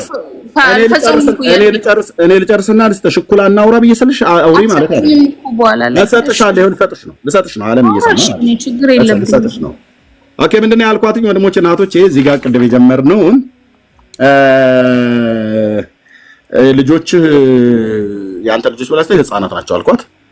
እዛ ቢሞቱ ጌታዬ ስለሰጠኝ መዝሙር 127 ቁጥር 3 ላይ ቢሞቱ ህፃናት ስለሆኑ ገነት ነው የሚገቡት። ማን ያለው? ጌታችን ኢየሱስ ክርስቶስ ህፃናት ወደ እኔ ይመጡ ዘንድ አትከልክሏቸው፣ መንግስተ ሰማያት ለእንደነሱ አይነት ናትና ብሎ ስላለ ማንም ይሄን እውነት ሊነጥቅ አይችልም። ስለዚህ በዮሐንስ 3:5 ላይ አንቺ አምንሻለሁ ይብስልሽ፣ አዎ ዳግም ተወልደሻል ብዬሽ አዎ አልሽ።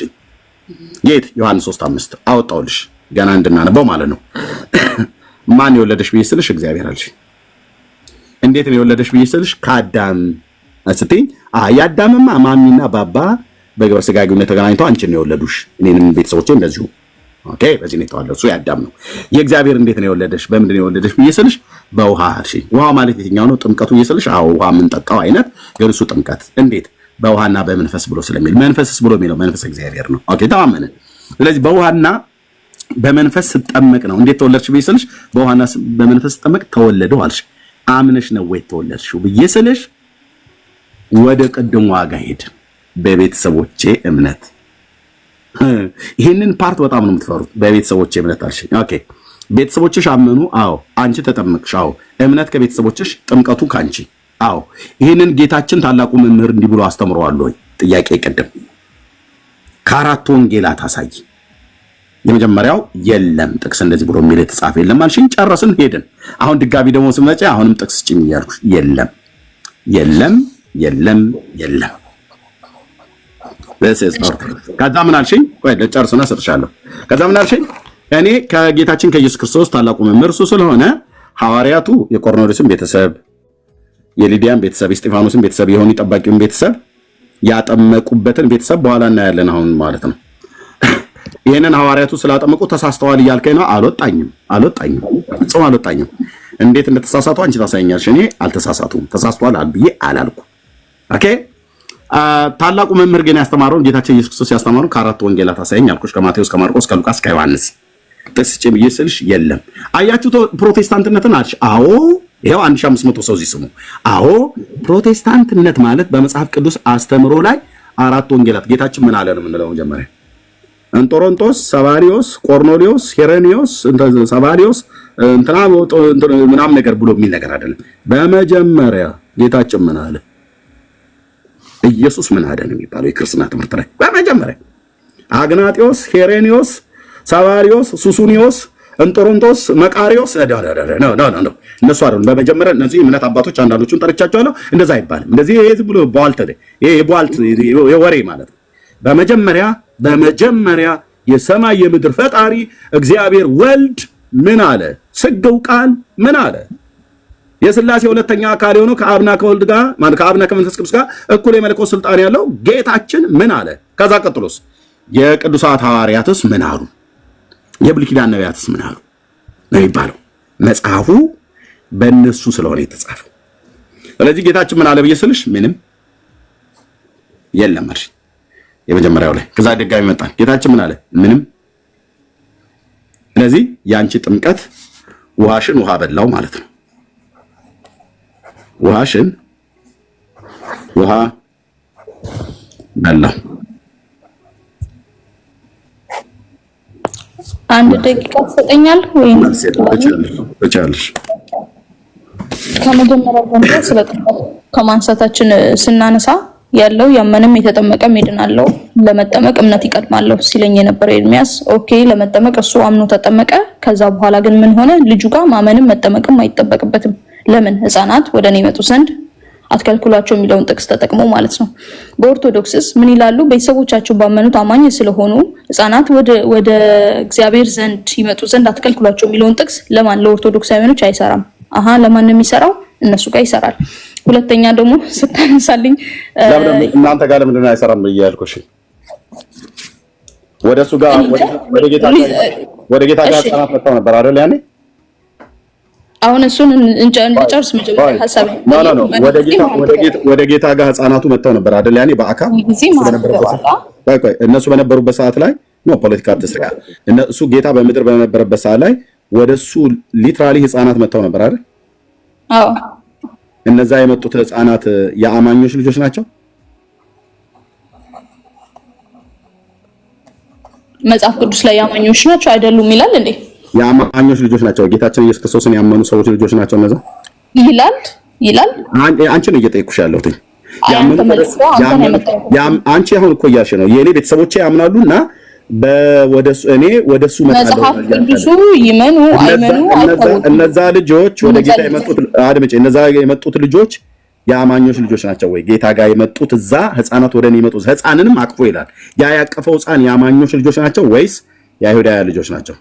በቅዱስ ትውፊት ከሆነ በደንብ ላስረዳችሁ ይችላል።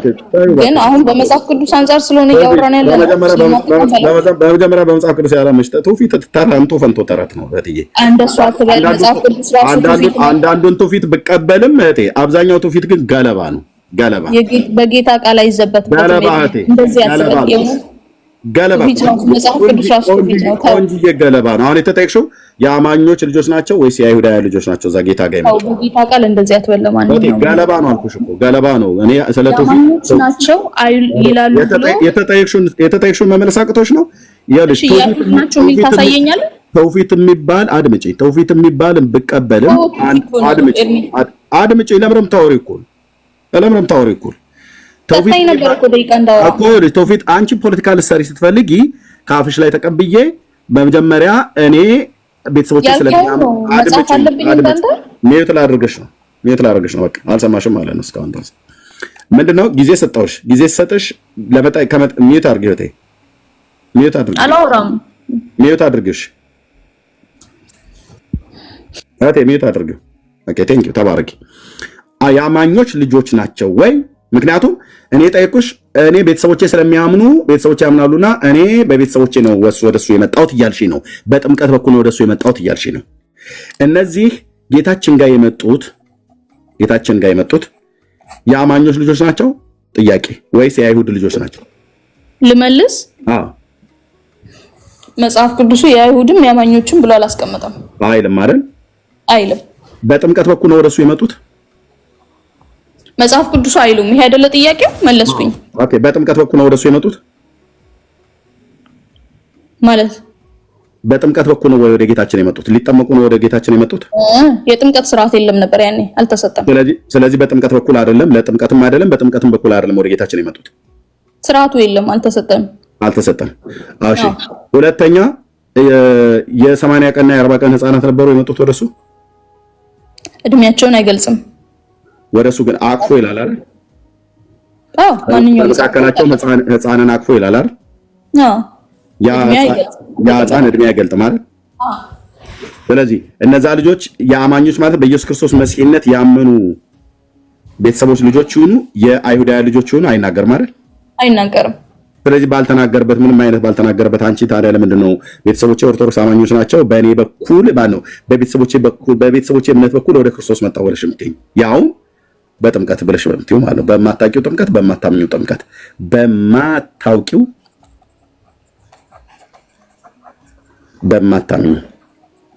አንተስ በምን አይነት እንትን ላይ ይገባል ያልከው? የኔን ታዩ እህትዬ፣ የኔን ታዩ ሲከብድሽ ወደ እኔ ጋር አትምጪ። ያንተ ላይ መርሳት ሲከብድሽ ወደ እኔ ጋር አትምጪ። እኔ ቀደም አሳይቼሻለሁ እንዴት እንደተጠመቁ። መጽሐፍ ቅዱስ ስርዓት ለልጅ አይሰራም፣ ለኛ ልጆች ይሰራል። እኔ እንዴት እንደተጠመቁ ነግሬሻለሁ ታሪኬ። ኦኬ ይሄ የ40 ቀን ህፃን ልጅ አይደለም እዚህ ጋር የተጠመቀው። እዚህ የኦርቶዶክስ ዲያቆን የነበረ አድምጪ፣ የኦርቶዶክስ ዲያቆን የነበረ የዛሬ 27 ዓመት ነው እንደዚህ የተጠመቁት። ይታይሽ አንተ አትበይኝ። እኔን እንደዚህ በፎቶ አስደግፌ ነው የምነግርሽ። ኦኬ እኮ ስላንተ አይደለም እያወራሁ ስለዚህ አድምጪኝ። አንተ ትይኛለሽ ስጠይቅሽ በማታውቂውና በማታምኚው ጥምቀት ነው የተጠመቅሽው አንቺ። ስለ ህፃናቶችን እያወራን ያለን እኮ አንቺ ህፃን ነሽ፣ ግን ሰው ነሽ። በማታውቂውና በማታምኚው ጥምቀት ነው መጠመቅሽንም አታምኚም፣ መጠመቅሽንም አታውቂ። ኦኬ። ስለዚህ ያንተ ልጅ መጠመቅ የኔ ልጆች ለቀቅ፣ የኔ ልጆች ለቀቅ አልተጠመቁ። ያንተ ልጆች ጋር እሱ ይሰራል፣ ለኦርቶዶክሳውያን ሰዎች አይሰራም። አድምጪኝ። የኔ ልጆች ተጠመቁ ብያላልኩሽም፣ አልተጠመቁም፣ ህፃናት ናቸው ገና። አድምጪ። በቤተክርስቲያን እየተማሩ ነው፣ በትምህርት ቤት እየተማሩ ነው፣ በቤት እኔና እናታቸው እያስተማርናቸው ነው፣ መጽሐፍ ቅዱስ እያነበቡ ነው። ልጅ በሚሄድበት መንገድ ምራው በሸመገለም ጊዜ ከሱ ፈቀቅ አይልም ብሎ በሚለው በመጽሐፈ ምሳሌ 22 ላይ በተጻፈው ቁጥር 6 ላይ በተጻፈው አምላካዊ ቃል መሰረት ልጆችን ይመራሉ። ኦኬ። በቤተክርስቲያን ይማራሉ፣ ሰንዴ ስኩል በቤተክርስቲያን ይማራሉ፣ በትምህርት ቤት ይማራሉ። ትምህርት ቤታቸው የክርስቲያን ትምህርት ቤት ስለሆነ አንድ ባይብል አንድ ሳብጀክት ሆነ ይማራሉ። አንድ ሳብጀክት ማለት ነው። የኔን ልጆች ያህል መጽሐፍ ቅዱስ አታውቂም፣ እውነቱን ስነግርሽ ማለት ነው። ምክንያቱም በትምህርት ቤት ራሱን ችሎ መጽሐፍ ቅዱስ ብሉይና አዲስ ኪዳን ራሱን ችሎ አንድ ሳብጀክት ነው የኔ ልጆች የሚማሩበት ማለት ነው። እኔ ልጆች ጋር መተሻ አትደበቂ። የኦርቶዶክስን ጥምቀት ለማረጋገጥ ጴንጤው ኤርሚያስ ልጆች ጋር መጥቶ መደበቅ አይሰራም፣ ወይ በወጣቶቹ ንግግር አይነፋም። ራስሽን ችለሽ ተናገሪ። አንቺ የኔ ልጆች ጸድቀዋል ብለህ እኮ ያመጣው አንተ ነህ። አዎ ጸድቀዋል። ጌታችን ኢየሱስ ክርስቶስ ባለበት ሕፃናት ስለሆኑ አይፈረድባቸውም። ስለዚህ የኔ ልጆች ላይ እንኳን ጌታችን አይደለም ምድራዊ ሕግ እንኳን አይፈርድባቸውም። ምክንያቱም ሕፃናት ናቸው። ምድራዊ ሕግ ዳኛ እንኳን አይፈርድባቸውም። ተከሰው ፍርድ ቤት አይቀርቡም። ሕፃናት ናቸው። በእኔና በእናታቸው አንድ ስር ነው ያሉት። እንኳን ጌታ ኢየሱስ ክርስቶስ ምንም የማያውቁ ጨቅላ ሕፃናት ልጆቼን ወስዶ ገሃነመ እሳት ሊቀቅላቸው ቀርቶ አይደለም የምድራዊ ሕግ እንኳን አይፈርድባቸውም። ቻይወትዬ ጋራዥ እንዲህ አይነት ተረት እናንተ ተሞልታችሁ መጣችሁ እኛ ልጆች ላይ አትለጠፉ፣ የጴንጤ ልጆች ላይ አትለጠፉ። ራሳችሁን ችላችሁ በማታውቂው ጥምቀት በማታምኚው ጥምቀት ተጠምቀሻል። መጠመቅሽንም አታውቂም፣ መጠመቅሽንም አታምኚም። የለሽም፣ ሁለቱም ላይ ባዶሽን ነሽ። በጣም ያሳዝናል። ባዶሽን ነሽ እህቴ። የጴንጤው ኤርሚያስ ልጆች አይደሉም ምሳሌ የሚሆኑሽ። እሺ አልተቆጣሁም። ከተቆጣሁም ይቅርታ፣ ግን አልተቆጣሁም። ኦኬ። ስለዚህ አንቺ በማታውቂውም ጥምቀት በማታምኚውም ጥምቀት ተጠምቂያለሁ ብለሽ ታያለሽ። ተጠምቂያለሁ ታያለሽ፣ ግን አታውቂውም። ተጠምቂያለሁ ብለሽ ታያለሽ፣ ግን አታምኚውም። አምነሽም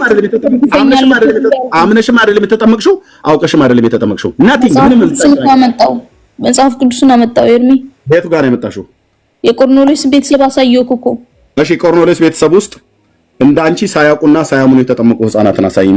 ሐዋርያት ሥራ ምዕራፍ 10 ላይ ሄዳለሁ። ማን ሙሉ ቤተሰብ ነው የሚለው እኮ ታነቢዋለሽ፣ ከዛ ታሳይኛለሽ። ምን በይል አንቺ ሳታውቂና ሳታምኚ እንደተጠመቅሽው በቆርኔሌዎስ ቤተሰቦች ውስጥ ሳያውቁና ሳያምኑ የተጠመቁ ከነ ቤተሰቡ ተጠመቀ ነው የሚለው። ኧረ በመድኃኒዓለም እኔ ከነ ቤተሰቦች አይደለም ጎረቤቶቹ ሁሉ ልጃቸው የተጠመቁት እህትዬ፣ አሳይሻለሁ። ጎረቤቶቹ ሁሉ አንቺ ቤተሰብ እያልሽ ታካብጃለሽ አይደል? እኔ ጎረቤቶቹ ሁሉ እንደተጠመቁ አሳይሻለሁ። ግን የተጠመቁት ጎረቤቶቹም ቤተሰቡም የተጠመቁት እንዳንቺ ሳያውቁና ሳያምኑ መሆኑን መረጃውን ታሳይኛለሽ። ሐዋርያት ሥራ ምዕራፍ 10 ይሄዳለሁ ማለት ነው። በብርሃን ኦኬ። አንብቢ እና ተርጉሚ። አንዴ እንትኑን ፎንቱን ከፍል አድርገው። እንዴ ምን አለፋለፈነት አለምዬ፣ እኔና አንቺ እዚህ ምን የሚያጨቃጭቀን ነገር አለ? ታነቢዋለሽ፣ ተተረጉሚዋለሽ። አንብብልኝ። ለምን አንቺ አታነቢም እንዴ? አንብቢኝ። እንደማይሆንላችሁ እናውቃለን። ኦርቶዶክሳውያን መጽሐፍ ቅዱስ ማንበብ አይሆንላችሁም። በጌታ ስም አማርኛ ላይ ጎበዝ አይደለሁም። አንብብልኝ። ኦኬ፣ እሱ ከሆነ ተባበርሻለሁ። አብዛኛው ግን አንብብልኝ ነው ብሎ የሚለው ለስድብ አይደለም። እሺ ላንብበው። ሐዋርያት ሥራ ምዕራፍ 10 በቂሳሪያ ኢጣሊቄ ለሚሉት ጭፍራ የመቶ አለቃ የሆነ ቆርኔሌዎስ የሚሉት አንድ ሰው ነበር። እርሱም ከቤተሰቦቹ ሁሉ ጋር እግዚአብሔርን የሚያመልክና የሚፈራ ለሕዝብም እጅግ ምጽዋት የሚያደርግ ወደ እግዚአብሔር ሙሉ ጊዜ የሚጸልይ ነበር። ከቀኑም 9 ሰዓት ያህል ቆርኔሌዎስ የሚል የእግዚአብሔር መልአክ ወደ እርሱ ሲገባ በራእይ በግልጥ አየው።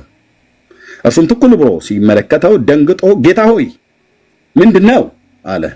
መልአኩም አለው ጸሎትህና ምጽዋት በእግዚአብሔር ፊት ለመታሰቢያ እንዲሆን አረገ። አሁንም ወደ ኢዮጴ ሰዎችን ልከህ ጴጥሮስ የሚባለውን ስምዖንን አስመጣ። እርሱም ቤቱ በባህር አጠገብ ባለ በቁርበት ፋቂው በስምዖን ቤት በእንግድነት ተቀምጧል። ልታደርገው የሚገባህን እርሱ ይነግርሃል። ሊሰመርበት የሚገባ ክፍል ነው። ልታደርገው የሚገባህን እርሱ ይነግርሃል። ጴጥሮስ የተናገረው መልአክ በሄደ ጊዜ ከሎሌዎቹ ሁለቱን ከማይለዩትም ጭፍሮችም እግዚአብሔርን የሚያመልኩትን አንዱን ወታደር ጠርቶ ነገሩን ሁሉ ተረከላቸው። ወደ ኢዮጴ ላካቸው። ጴጥሮስን ፍለጋ ሄዱ ማለት ነው። እነርሱም በነጋው ሲሄዱ ወደ ከተማው ሲቀርቡ ጴጥሮስ በ6 ሰዓት ያህል ይጸልይ ዘንድ ወደ ጣሪያው ወጣ፣ በነበረበት ቤት ሰገነት ላይ ማለት ነው። ተርቦም ሊበላ ወደደ። ሊያዘጋጁለትም ሳሉ ተመስጦ መጣበት። ሰማይም ተከፍቶ በ4 ማዕዘን የተያዘ ታላቅ ሸማ የሚመስል ዕቃ ወደ ምድር ሲወርድ አየ። በዚያውም 4 እግሮች ያላቸው ሁሉ አራዊት በምድርም የሚንቀሳቀሱ የሰማይ ወፎችንም ነበሩበት። በራእዩ ያየው ሸማ ላይ ማለት ነው። ጴጥሮስ ሆይ ተነሳና አርደህ ብላ የሚል ድምፅ ወደ እርሱ መጣ። ጴጥሮስ ግን ጌታ ሆይ አይሆንም፣ አንዳች እርኩስ የሚያጸይፍ ከቶ በልቼ አላውቅምና አለ። ሁለተኛ እግዚአብሔር ያነጻውን አንተ አታርክሰው የሚል ድምፅ ወደ እርሱ መጣ። ይህም 3 ጊዜ ሆነ። ወዲያውም ዕቃው ወደ ሰማይ ተወሰደ። ጴጥሮስም ስላየው ራእይ ምን ይሆን ብሎ በልቡ ሲያመነታ እነሆ ቆርኔሌዎስ የላካቸው ሰዎች ስለ ስምዖን ቤት ጠይቀው ወደ ደጁ ቀረቡ። ድምፃቸውንም ከፍ አድርገው ጴጥሮስ የተባለው ስምዖን በዚህ በእንግድነት ተቀምጧልን ብለው ይጠይቁ ነበር። ጴጥሮስም ስለ ራእዩ ሲያወጣ ሲያወርድ ሳለ መንፈስ እነሆ 3 ሰዎች ይፈልጉሃል፣ ተነስተህ ውረድ፣ እኔ ልካቸዋለሁና ሳትጠራጠር ከነሱ ጋር ሄዳለሁ። ጴጥሮስም ወደ ሰዎቹ ወርዶ እነሆ የምትፈልጉኝ እኔ ነኝ፣ የመጣችሁበትስ ምክንያት ምንድን ነው አላቸው። እነርሱም ጻድቅ ሰው እግዚአብሔርን የሚፈራ በአይሁድ ሕዝብ ሁሉ የተመሰከረለት የመቶ አለቃው ቆርኔሌዎስ ወደ ቤቱ ያስመጣ ዘንድ ካንተም ቃልን ይሰማ ዘንድ ካንተም ቃልን ይሰማ ዘንድ ይጠመቅ ዘንድ አላሉም። በመጀመሪያ ቃል ለመስማት ያለበት this is እግዚአብሔር ቃል ማለት ነው። the word of God ወደ ቤቱ ያስመጣ ዘንድ ካንተም ቃልን ይሰማ ዘንድ ከቅዱስ መልአክ ተረዳ አሉት።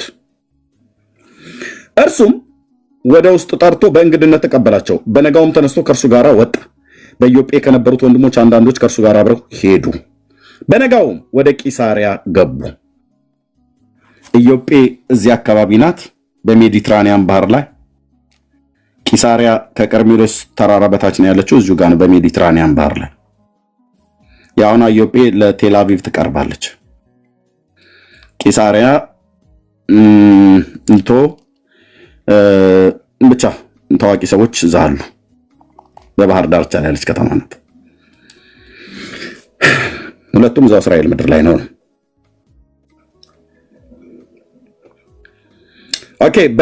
በነጋውም ወደ ቂሳሪያ ገቡ። ቆርኔሌዎስም ዘመዶቹና የቅርብ ወዳጆቹን በአንድነት ጠርቶ ይጠባበቃቸው ነበር። ጴጥሮስም በገባ ጊዜ ቆርኔሌዎስ ተገኝቶ ከእግሩ በታች ወደቀና ሰገደለት። ጴጥሮስ ግን ተነሳ፣ እኔ ራሴ ደግሞ ሰው ነኝ ብሎ አስነሳው። ከእርሱም ጋር እየተነጋገረ ገባ። ብዙዎች ተከማችተው አግኝቶ አይሁዳዊ ሰው ከሌላ ወገን ጋር ይተባበር ወይንም ይቃረብ ዘንድ እንዳልተፈቀደ እናንተ ታውቃላችሁ። ለእኔ ግን እግዚአብሔር ማንንም ሰው እርኩስና የሚያጸይፍ ነው እንዳልል አሳየኝ። ጥሩ እንኳንም አሳየህ ጌታ የሚያሳየን ነገር ነው እርግጠኛ የሚያደርገው። ስለዚህም ደግሞ ብትጠሩኝ ሳልከራከር መጣሁ። አሁንም በምን ምክንያት አስመጣችሁኝ ብሎ ጠይቃችኋለሁ አላቸው። ቆርኔሌዎስም እንዲህ አለው፣ በዚህ ሰዓት የዛሬ 4 ቀን 9 ሰዓት ጸሎት በቤቴ እጸልይ ነበር። እነሆም የሚያንጸባርቅ ልብስ የለበሰ ሰው በፊቴ ቆመና ቆርኔሌዎስ ሆይ በእግዚአብሔር ፊት ጸሎትህ ተሰማ፣ መጽዋዕትም ታሰበ። እንግዲህ ወደ ኢዮጴ ልከህ ጴጥሮስ የተባለውን ስምዖንን አስጠራ። እርሱም በቁርበት ፋቂው በስምዖን ቤት በባህር አጠገብ በእንግድነት ተቀምጧል አለኝ። ስለዚህ ያን ጊዜ ወደ አንተ ላክሁ፣ አንተም በመምጣት መልካም አድርገሃል። እንግዲህ አንተ ከእግዚአብሔር ዘንድ የታዘዝከውን ሁሉ እንድንሰማ እኛ ሁላችን አሁንም በእግዚአብሔር ፊት በዚህ አለን አለው። ከዛስ ጴጥሮስ መጣ አይደል? በሉ ውሃ አዘጋጁልኝ። ዋናው ክርስትና የሚጀምረው ከጥምቀት ነው። ጌታችን በመጀመሪያ ያዘዘን ወደ ዓለም ሁሉ ሂዱ፣ ከዛ በመጀመሪያ አጥምቁ፣ ከዛ አስተምሯቸው፣ ከዛ ወንጌል ስበኳቸው ነው ብሎ ያለን። በሉ ውሃ አዘጋጁልን አላለም ጴጥሮስ፣ አላለም። እንደ ኦርቶዶክስ ወዲያውኑ ውሃ ውስጥ አልጨመሩም፣ አላለም። ታዲያ ምንድን ነው ያለው? ጴጥሮስም አፉን ከፍቶ እንዲህ አለ፣ እግዚአብሔር ለሰው ፊት እንዳያደላ፣ ነገር ግን በአሕዛብ ሁሉ እርሱን የሚፈራና ጻድቅ ማለት ጽድቅን የሚያደርግ በእርሱ የተወደደ እንደሆነ በእውነት አስተዋሉ። የሁሉ ጌታ በሚሆን በኢየሱስ ክርስቶስ ሰላምን እየሰበከ ይህንን ቃል ወደ እስራኤል ልጆች ላከ። ዮሐንስ ከሰበከው ጥምቀት በኋላ ከገሊላ ጀምሮ በይሁዳ ሁሉ የሚሆነውን ነገር እናንተ ታውቃላችሁ አላቸው። ያው ይታወቃል፣ በእስራኤል ምድር ላይ ቂሳሪያም በእስራኤል ነው፣ ኢዮጴም በእስራኤል ስለሆነ ማለት ታውቃላችሁ አለ። አዎ ይታወቃል። ሮማውያንም አይሁዳውያንም ያውቃሉ። በሁሉ ሁኔታ በሚሆን በኢየሱስ ክርስቶስ ሰላምን እየሰበከ በእያንዳንዱ ያውቃሉ። ከዳን እስከ ቤርሳቤ ያውቃሉ። እስከ ጢሮስ እስከ ሲዶና ድረስ ይታወቃል። ዝናው ሁሉ ስለወጣ ማለት ነው። ኦኬ ይታወቃል። ድምጼ ይሰማል አይደል ወገኖች? ድምጼ ይሰማል አይደል? በጣም ይሰማል። ኦኬ ታንክ ዩ። እግዚአብሔርም የናዝሬቱን ኢየሱስን በመንፈስ ቅዱስ በኃይልም ቀባው። እርሱም መልካም እያደረገ ምን እያደረገ ነው ጴጥሮስ? አሁን እዚህ ጋር እየሰበከ ልብ በሉ፣ ቃለ እግዚአብሔርን አፉን ከፍቶ ምን እያለ ነው? አፉን ከፍቶ እንቶ ፈንቶ ነገር አይደለም የሚያወራው፣ ስለ ኢየሱስ ክርስቶስ በኢየሱስ ክርስቶስ በማመን በጌታ በኢየሱስ በሚሆን የሁሉ ጌታ በሚሆን በኢየሱስ ክርስቶስ ሰላምን እየሰበከ ወዴት? ይህንን ቃል የምስራቹን ቃል ማለት ነው። የወንጌል ስብከት ሕፃን ልጅ ውስጥ መጨመር አይደለም። የወንጌል ስብከት በመጀመሪያ ለሰው ልጆች ቃለ እግዚአብሔር የምስራቹን ቃል ወደ እስራኤል ልጆች ላከ። ከዛም ወደ አሕዛብም ጭምር የላከው ነው። እዛ እግዚአብሔርም የናዝሬቱን ኢየሱስን በመንፈስ ቅዱስ በኃይል ቀባው። እርሱም መልካም እያደረገ ለዲያብሎስ የተገዙትን ሁሉ እየፈወሰ ዞረ። እግዚአብሔርም ከእሱ ጋር ነበረ። እኛም በአይሁድ ሀገር በኢየሩሳሌም ባደረገው ነገር ሁሉ ምስክሮች ነን። እርሱንም በእንጨት ላይ ሰቅለው ገደሉት። እንዲህ ናትና ወንጌል ጴጥሮስ ወንጌል ይስበክ። አንተዬ ይሄ ዝም ብሎ ፈሽፋሻ ሁሉ እኮ እየተነሳ አምጡልኝ ውሃ እያለ የሚል ማለት ነው። አየህ የኢየሱስ ክርስቶስ ሞት ይሰበካል ማለት ነው። በመጀመሪያ በእንጨት ላይ ሰቅለው ገደሉት አላለም። ይህንን እኮ ስብከት ወንጌል በእንጨት ላይ ሰቅለው ገደሉት። የሞትን ጣር አጥፍቶ ተነሳ። እንዴት አይነት ሳይሰማ ከእናት ማህፀን እንደወጣ ውሃ ውስጥ ይጨምራል። ዳርያስ በመጀመሪያ ስለ ኢየሱስ ክርስቶስ መሞትና መነሳት ስበክ። ሐዋርያቱ የሰበኩት እንደዚህ ነው። ውሃ አምጡልኝ አይደለም ያለው ጴጥሮስ። ይሄ የውሃ ትውልድ ሁሉ ጥምቀትን እያቃለልኩ አይደለም። ይሄ የተጠመቁ ሰው ነኝ። ክርስትና ከጥምቀት አይጀምርም። ክርስትና ከወንጌል ስብከት ነው። ስለ ኢየሱስ ክርስቶስ ሞትና ትንሣኤ ይሰበካል። ሰቀሉት፣ ገደሉት ይላል። ያዛስ ትንሣኤውስ ደግሞ እርሱንም እግዚአብሔር በሦስተኛው ቀን አስነሳው። ሃሌሉያ! ይገለጥም ዘንድ ሰጠው ይላል። ሞቱን ትሰብካለህ፣ ትንሣኤውን ትሰብካለህ። አጭርና ግልጽ። ሞቱና ትንሣኤውን መሰበክ መሞቱን ለሰው ልጆች በደልና ኃጢአት እኛን ስለማጽደቅ በሦስተኛው ቀን ስለመነሳቱ ማንም ሰው ሞቱን ሳይሰማ ትንሣኤውንም ሳይሰማ እና ሳያምን ቢጠመቅ ኪሳራ ጥምቀት ውሃ በላው ብዬ እሄዳለሁ እኔ። አዎ ይኸውም ለሕዝብ ሁሉ አይደለም፣ ነገር ግን በእግዚአብሔር አስቀድሞ ለተመረጡ ምስክሮች ለሆንን ለእኛም ነው እንጂ ከሙታን ከተነሳ በኋላ ከእርሱ ጋር የበላን የጠጣን እኛ ነን። ለሕዝብ እንድንሰብክና እንደ ጴጥሮስ ምን ነክቶሃል? ውሃ ነው ዋናው። ማን ነው ውሃ ዋና ነው ብሎ ያለው? ማን ነው ጥምቀት ዋና ነው ብሎ ያለው? ጥምቀት ከእምነት በፊት መቼ ነው ቀድሞ የሚያውቀው? ወንድሞች ናቶቼ፣ የትኛው የመጽሐፍ ቅዱስ ላይ ጥምቀት እምነትን ቀድሞ እኔ ነኝ ቁልፍ ያዡ ብሎ ያለበት የቱ ጋር ነው? የቱ ጋር ነው ሐዋርያት እምነትን ሳይሰብኩ ስለ ኢየሱስ ክርስቶስ ሞትና ትንሣኤ ሳይሰብኩ ከጥምቀት የጀመሩት? የቱ ጋር ነው? የቱ ጋር? ማቴዎስ 28 ምዕራፍ አለው። ማርቆስ 16 ምዕራፍ አለው። ሉቃስ 24 ምዕራፍ አለው። ዮሐንስ 21 ምዕራፍ አለው። ወፍ የለም። ጥምቀትን እምነትን የቀደመ ጥምቀት በመጽሐፍ ቅዱስ ውስጥ የለም። እደግመዋለሁ። እምነትን የቀደመ ጥምቀት በመጽሐፍ ቅዱስ ውስጥ የለም። እሰልሰዋለሁ። እምነትን የቀደመ ጥምቀት በመጽሐፍ ቅዱስ ውስጥ የለም። እፎርዘዋለሁ። እምነትን የቀደመ ጥምቀት በመጽሐፍ ቅዱስ ውስጥ የለም። 4 ነጥብ። የለም። ተንጫጫ አልኩ። አንዴ መካነ ኢየሱስ፣ አንዴ ሉተር፣ አንዴ ኦርቶዶክስ፣ አንዴ ካቶሊክ። የቤት ስራን ሰጥቻለሁ አልኩ። ጉዳይ ነው፣ አይመለከተኝም። እኔ አምላኬን ቃል ነው የምሰብከው። ሱሱሪዮስ፣ ሰባሪዮስ፣ አግናጢዮስ፣ ሄሬኒዮስ፣ መቃሪዮስ፣ እንጦሮንጦስ በል በኋላ ላይ ማለት ነው ገብተህ ጉዳይ ነው። ዳሪያስ፣ እኔ እግዚአብሔርን ቃል ነው የምሰብከው። እናንተ እዛው ተነጋገሩ። ኦኬ። ለህዝብ እንድንሰብክና በመጀመሪያ ስብከት ነው ማለት ነው። ለህዝብ እንድንሰብክና በሕያዋንና በሙታን ሊፈርድ በእግዚአብሔር የተወሰነ እንደርሱ እንመሰክር እርሱን ማለት ነው እርሱን እንደሆነ እንመሰክር ዘንድ አዘዘን። በመጀመሪያ እንድንመሰክር አዘዘን ይላል። ወይ ጉድ! ምን አልክ ጴጥሮስ? በመጀመሪያ እንድንሰብክና እንድንመሰክር አዘዘን። እንዴ ጥምቀት እኮ ነው የሚቀርበው ጴጥሮስ። ዋናው ከውሃ ነው እየተባለ ነው በዚህ በ21ኛው መቶ ክፍለ ዘመን። ዳሪያስ ይዝልኝ ነው ብሎ የሚል እግዚአብሔር ይህን ገለባ ትምህርት ሁሉ እየመጣ እዚህ ይለኛል። ይህንን እውነትን የጣሰ ጥምቀት ተራ መንቦጫረቅ ይባላል። ተራ መንቦጫረቅ። ይሄው የሐዋርያቱ ትምህርት መጀመሪያ ምንድን ነው ያሉት? እንድንሰብክና እንድንመሰክር አዘዘን። አዎ ከዛ ነው ጥምቀት የሚቀጥለው ማለት ነው። ይሄው የተጠመቀው ኤርሚያስ በኢትዮጵያ ጉባኤ እግዚአብሔር ቤተክርስቲያን ጴንጤ ከሆንኩ በኋላ ጥምቀትን እያቃለልኩ መስሎ ነው። ትልቅ ሚስጥር አለው። ኦኬ የጌታ ስርዓት ዝም ብሎ አይደለም። ለድነቴን የተጠመቅኩት ብዬ አልልም። ኦኬ ጥምቀት ለድነት ነው ብሎ የሚል የመጽሐፍ ቅዱስ ትምህርት ስለሌለ ሰው የሚድነው በጥምቀት ሳይሆን በእምነት ነው። የመዳናችሁን ቃል የመዳናችሁን ወንጌል ሰምታችሁ ነው ብሎ የሚለው ያመነም የተጠመቀም ይድናል ያለው ዳሪያጅ አሁን ዝም በይና የቆርኔሌዎስ ቤት ልጨርስልሽ። ዳሪያጅልኝ እሺ። ለሕዝብ እንድንሰብክና በሕያዋንና በሙታን ሊፈርድ በእግዚአብሔር የተወሰነ እርሱ እንደሆነ እንሰብክ ዘንድ አዘዘን። እንመሰክር ዘንድ አዘዘን።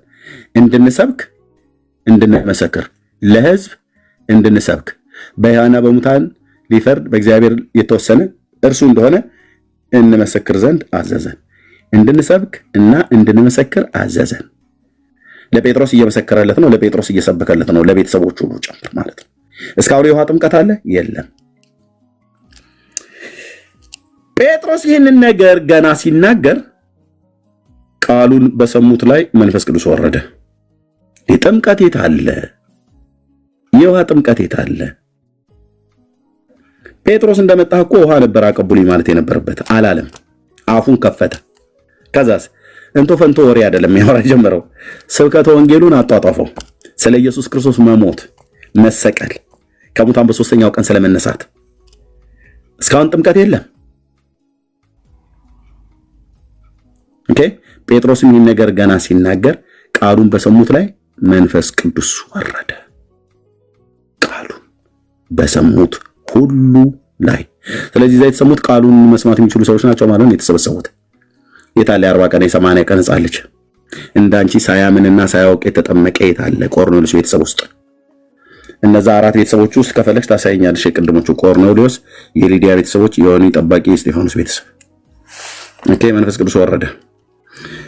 ከጴጥሮስም ጋር የመጡት ሁሉ ከተገረዙት ወገን የሆኑት ምዕመናን በአሕዛብ ላይ ደግሞ የመንፈስ ቅዱስ ስጦታ ስለፈሰሰ ተገረሙ። በልሳኖች ሲናገሩ እግዚአብሔርን ሲያከብሩ ሰምተዋቸዋልና። ቲናትና ስብከተ ወንጌል፣ ከዛስ የመንፈስ ቅዱስ መውረድ ቃሉን በሰሙት ላይ፣ ከዛስ በልሳኖች መናገር። በዚያን ጊዜ ጴጥሮስ መልሶ እነዚህ እንደኛ መንፈስ ቅዱስን የተቀበሉ እንዳይጠመቁ ውሃን ይከለክላቸው የሚችል ማን ነው አለ። ማንም። መልሱ ማንም ነው። ማንም አይከለክልም። አሁን መጠመቅ ይችላሉ ማለት ነው። በምን ውሃ የት ናት ማለት ነው? መጨረሻ። ከዛስ በኢየሱስ ክርስቶስ ስምም ይጠመቁ ዘንድ አዘዛቸው። ከዚህም በኋላ ጥቂት ቀን ሊቀመጥ ለመኑት ይላል። ጥምቀት መቼ ነው? መጨረሻ። በዚህ ክፍል መሰረት በመጀመሪያ ምንድን ነው? ስብከት። ከዛስ አመኗ። ስላመኑ ሲሰበክ ልባቸው ቃሉን ስለሰሙ ልባቸውን በመልካም ልብ ስለተቀበሉት መንፈስ ቅዱስ ወረደባቸው። ከዛስ መጨረሻ ላይ ተጠመቁ። እነዚህ ሰዎች ቃል እግዚአብሔርን የሰሙ ናቸው። አምነው ነው የተጠመቁት፣ አውቀው ነው የተጠመቁት። አንቺ ግን ሳታውቂ ነው የተጠመቅሽው፣ ሳታምኚ ነው የተጠመቅሽው። የጠቀሽው ጥቅስና የአንቺ ህይወት አብሮ አይሄድም። አንቺ መጠመቅሽንም አታውቂም፣ መጠመቅሽንም አታምኚም፣ እድሜሽ አልፈቀደልሽም። እነዚህ ግን ቃል እግዚአብሔርን ሰምተዋል። ይኸው ተሰብስበን በፊትህ አለን ብሎታል። ከዛስ ቃሉን በሰሙት ላይ መንፈስ ቅዱስ ወረደ። የእግዚአብሔርን ቃል የሚሰሙ አንቺ እግዚአብሔርን ቃል አልሰማሽም። ይሄ ሁሉ ስብከት አልተሰበከሽም። ቅድም ጴጥሮስ አፉንም ከፍቶ ብሎ ያለው እንዲህ አይነት ስብከት ማን ሰብኮሽ ያውቃል? እስካሁን ድረስም አልተሰበክሽም። ቁጥር 43 አትበሉ ወንድሞቼ፣ ናግባና አውራ በእርሱ የሚያምንም ሁሉ የኃጢአቱን በስሙ የኃጢአቱን ስርየት እንዲቀበል ነቢያት ይመሰክሩለታል ይላል። በምን በእርሱ የሚያምን ሁሉ፣ በእርሱ የሚያምን ሁሉ። ለማመን ምን መስማት አለበት? ስብከተ ወንጌል።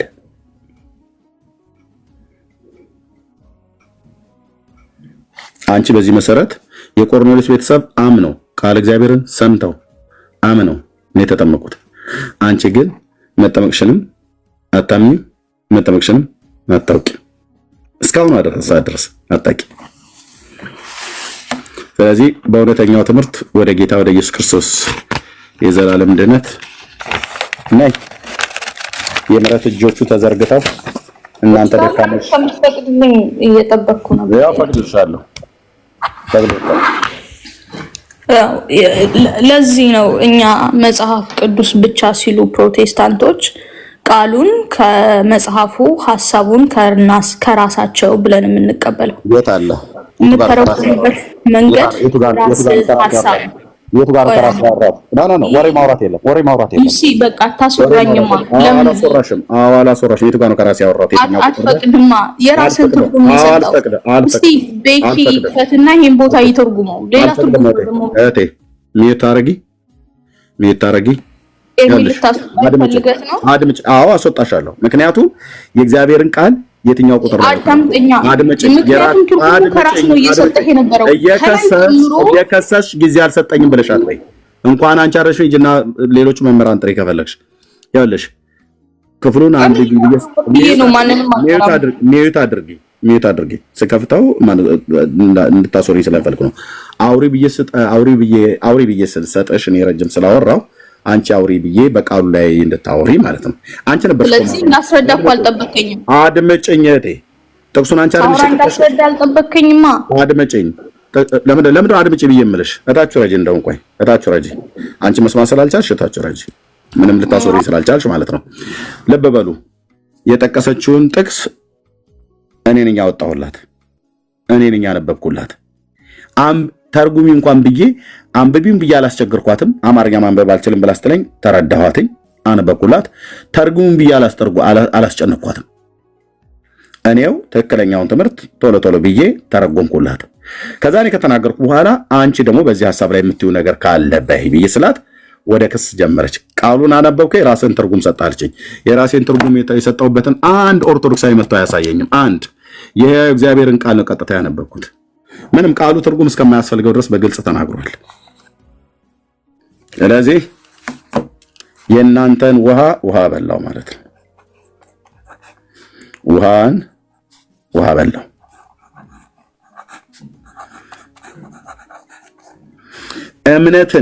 እምነትን ቀዳሚ ያደረገ ጥምቀት እንደዚህ በጽሁፍ ላስቀምጠው።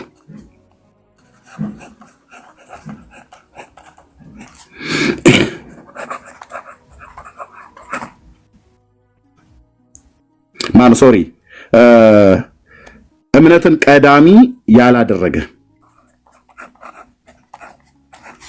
ጥምቀት፣ እምነትን ቀዳሚ ያላደረገ ጥምቀት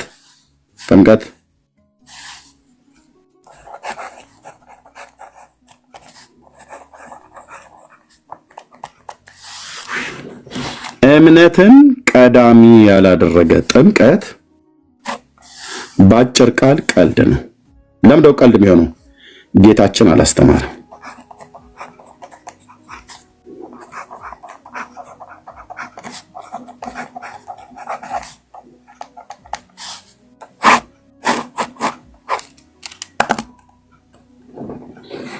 ማንም ተንጫጫልኩህ፣ ኢየሱሴ አላስተማረም። እንትና የሚባለውን አባት በአንደኛው መቶ ክፍለ ዘመን ታቀኛለህ። ዳርያስ ሁለተኛው መቶ ክፍለ ዘመን ስላታቃቸውም ጥግን ያዝ። መጀመሪያ ከጌታችን ጀምር። ከጌታችን ጀምር። አግናጢዮስ፣ ሰባሊዮስ፣ ሱሱንዮስ፣ መርቆሪዮስ፣ እንጦሮንጦስ ብለህ ብትለኝ እንጦሮንጦስ ከተሃለው ጌታችን አላስተማረም። አጭርና ግልጽ።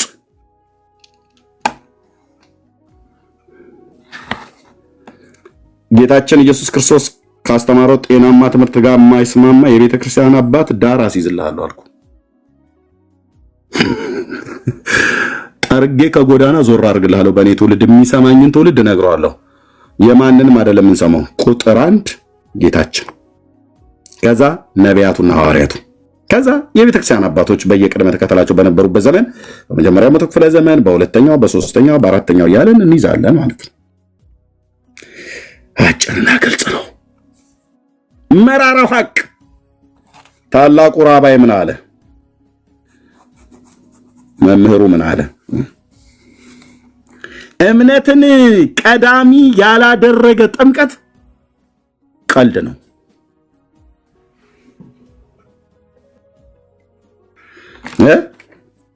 ያለ እምነት ቀጥሎ ጥምቀት። እንደዚህ ነው ፕሮሲጀሩ። የመጽሐፍ ቅዱስ ማርቆስ ወንጌል ምዕራፍ 10 ላይ 16 ላይ የሚናገረው ማለት ነው። ማርቆስ 16 እሺ፣ እንዲህ ብታረገው ጥምቀት፣ ቀጥሎ እምነት ብትለው ከትውልድ ህሊና ላይ እንዲሰርዝልሃለሁ ማለት ነው።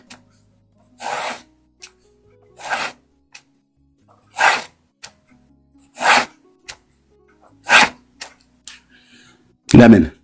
ይህንን ያለ ማንም ሐዋርያ ማንም ጌታ ስለሌለ። አናደርኩ። አንዱ የወንጌል ጠባይ እንዲህ ነው። የዘመናት ውሸት ሲፈርስ በቃ ጥምቀት ቀዳሚ ሆነ አታውቅም።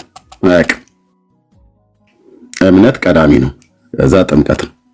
ለእምነት ደግሞ ስብከተ ወንጌል ይባላል።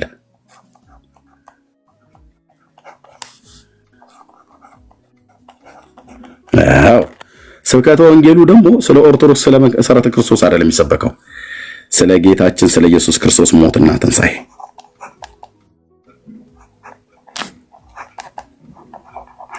አዎ ይሄንን ስብከት ቀዳሚ ያደረገ በዚህ ስብከት ላይ የቆመ እምነት፣ በዚህ እምነት ላይ የተጠመቀ ጥምቀት መጽሐፍ ቅዱሳዊ ጥምቀት ነው።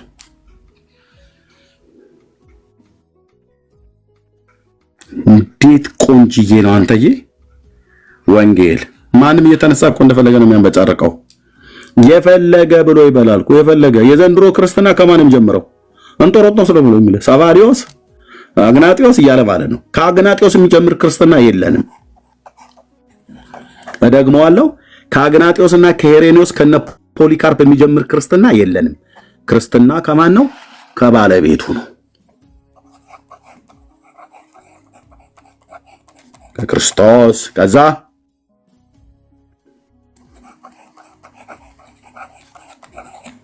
ሐዋርያት፣ ከዛ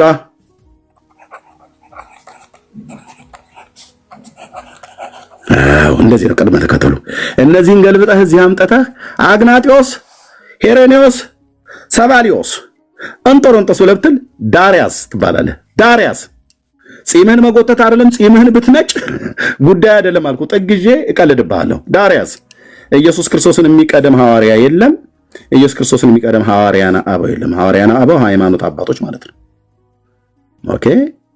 አዎ አትገለብጠውም ማለት ነው። እንገለብጥልሃለን። እንገለብጥና እነዚህን ከታች በየዘመናቸው በየቅደም ተከተላቸው እዚህ ጋር ግን አትሞነጫጭር። መምህሩ ምን አለ ነው የሚባለው። ምን አለ ታላቁ ሊቅ ምን አለ? ሉተር ምን አለ የሚባል አይደለም። በመጀመሪያ ሉተር ምን አለ? ጆን ካልቪን ምን አለ? እንትና ምን አለ? ዚውንግሊን ምን አለ? ኖ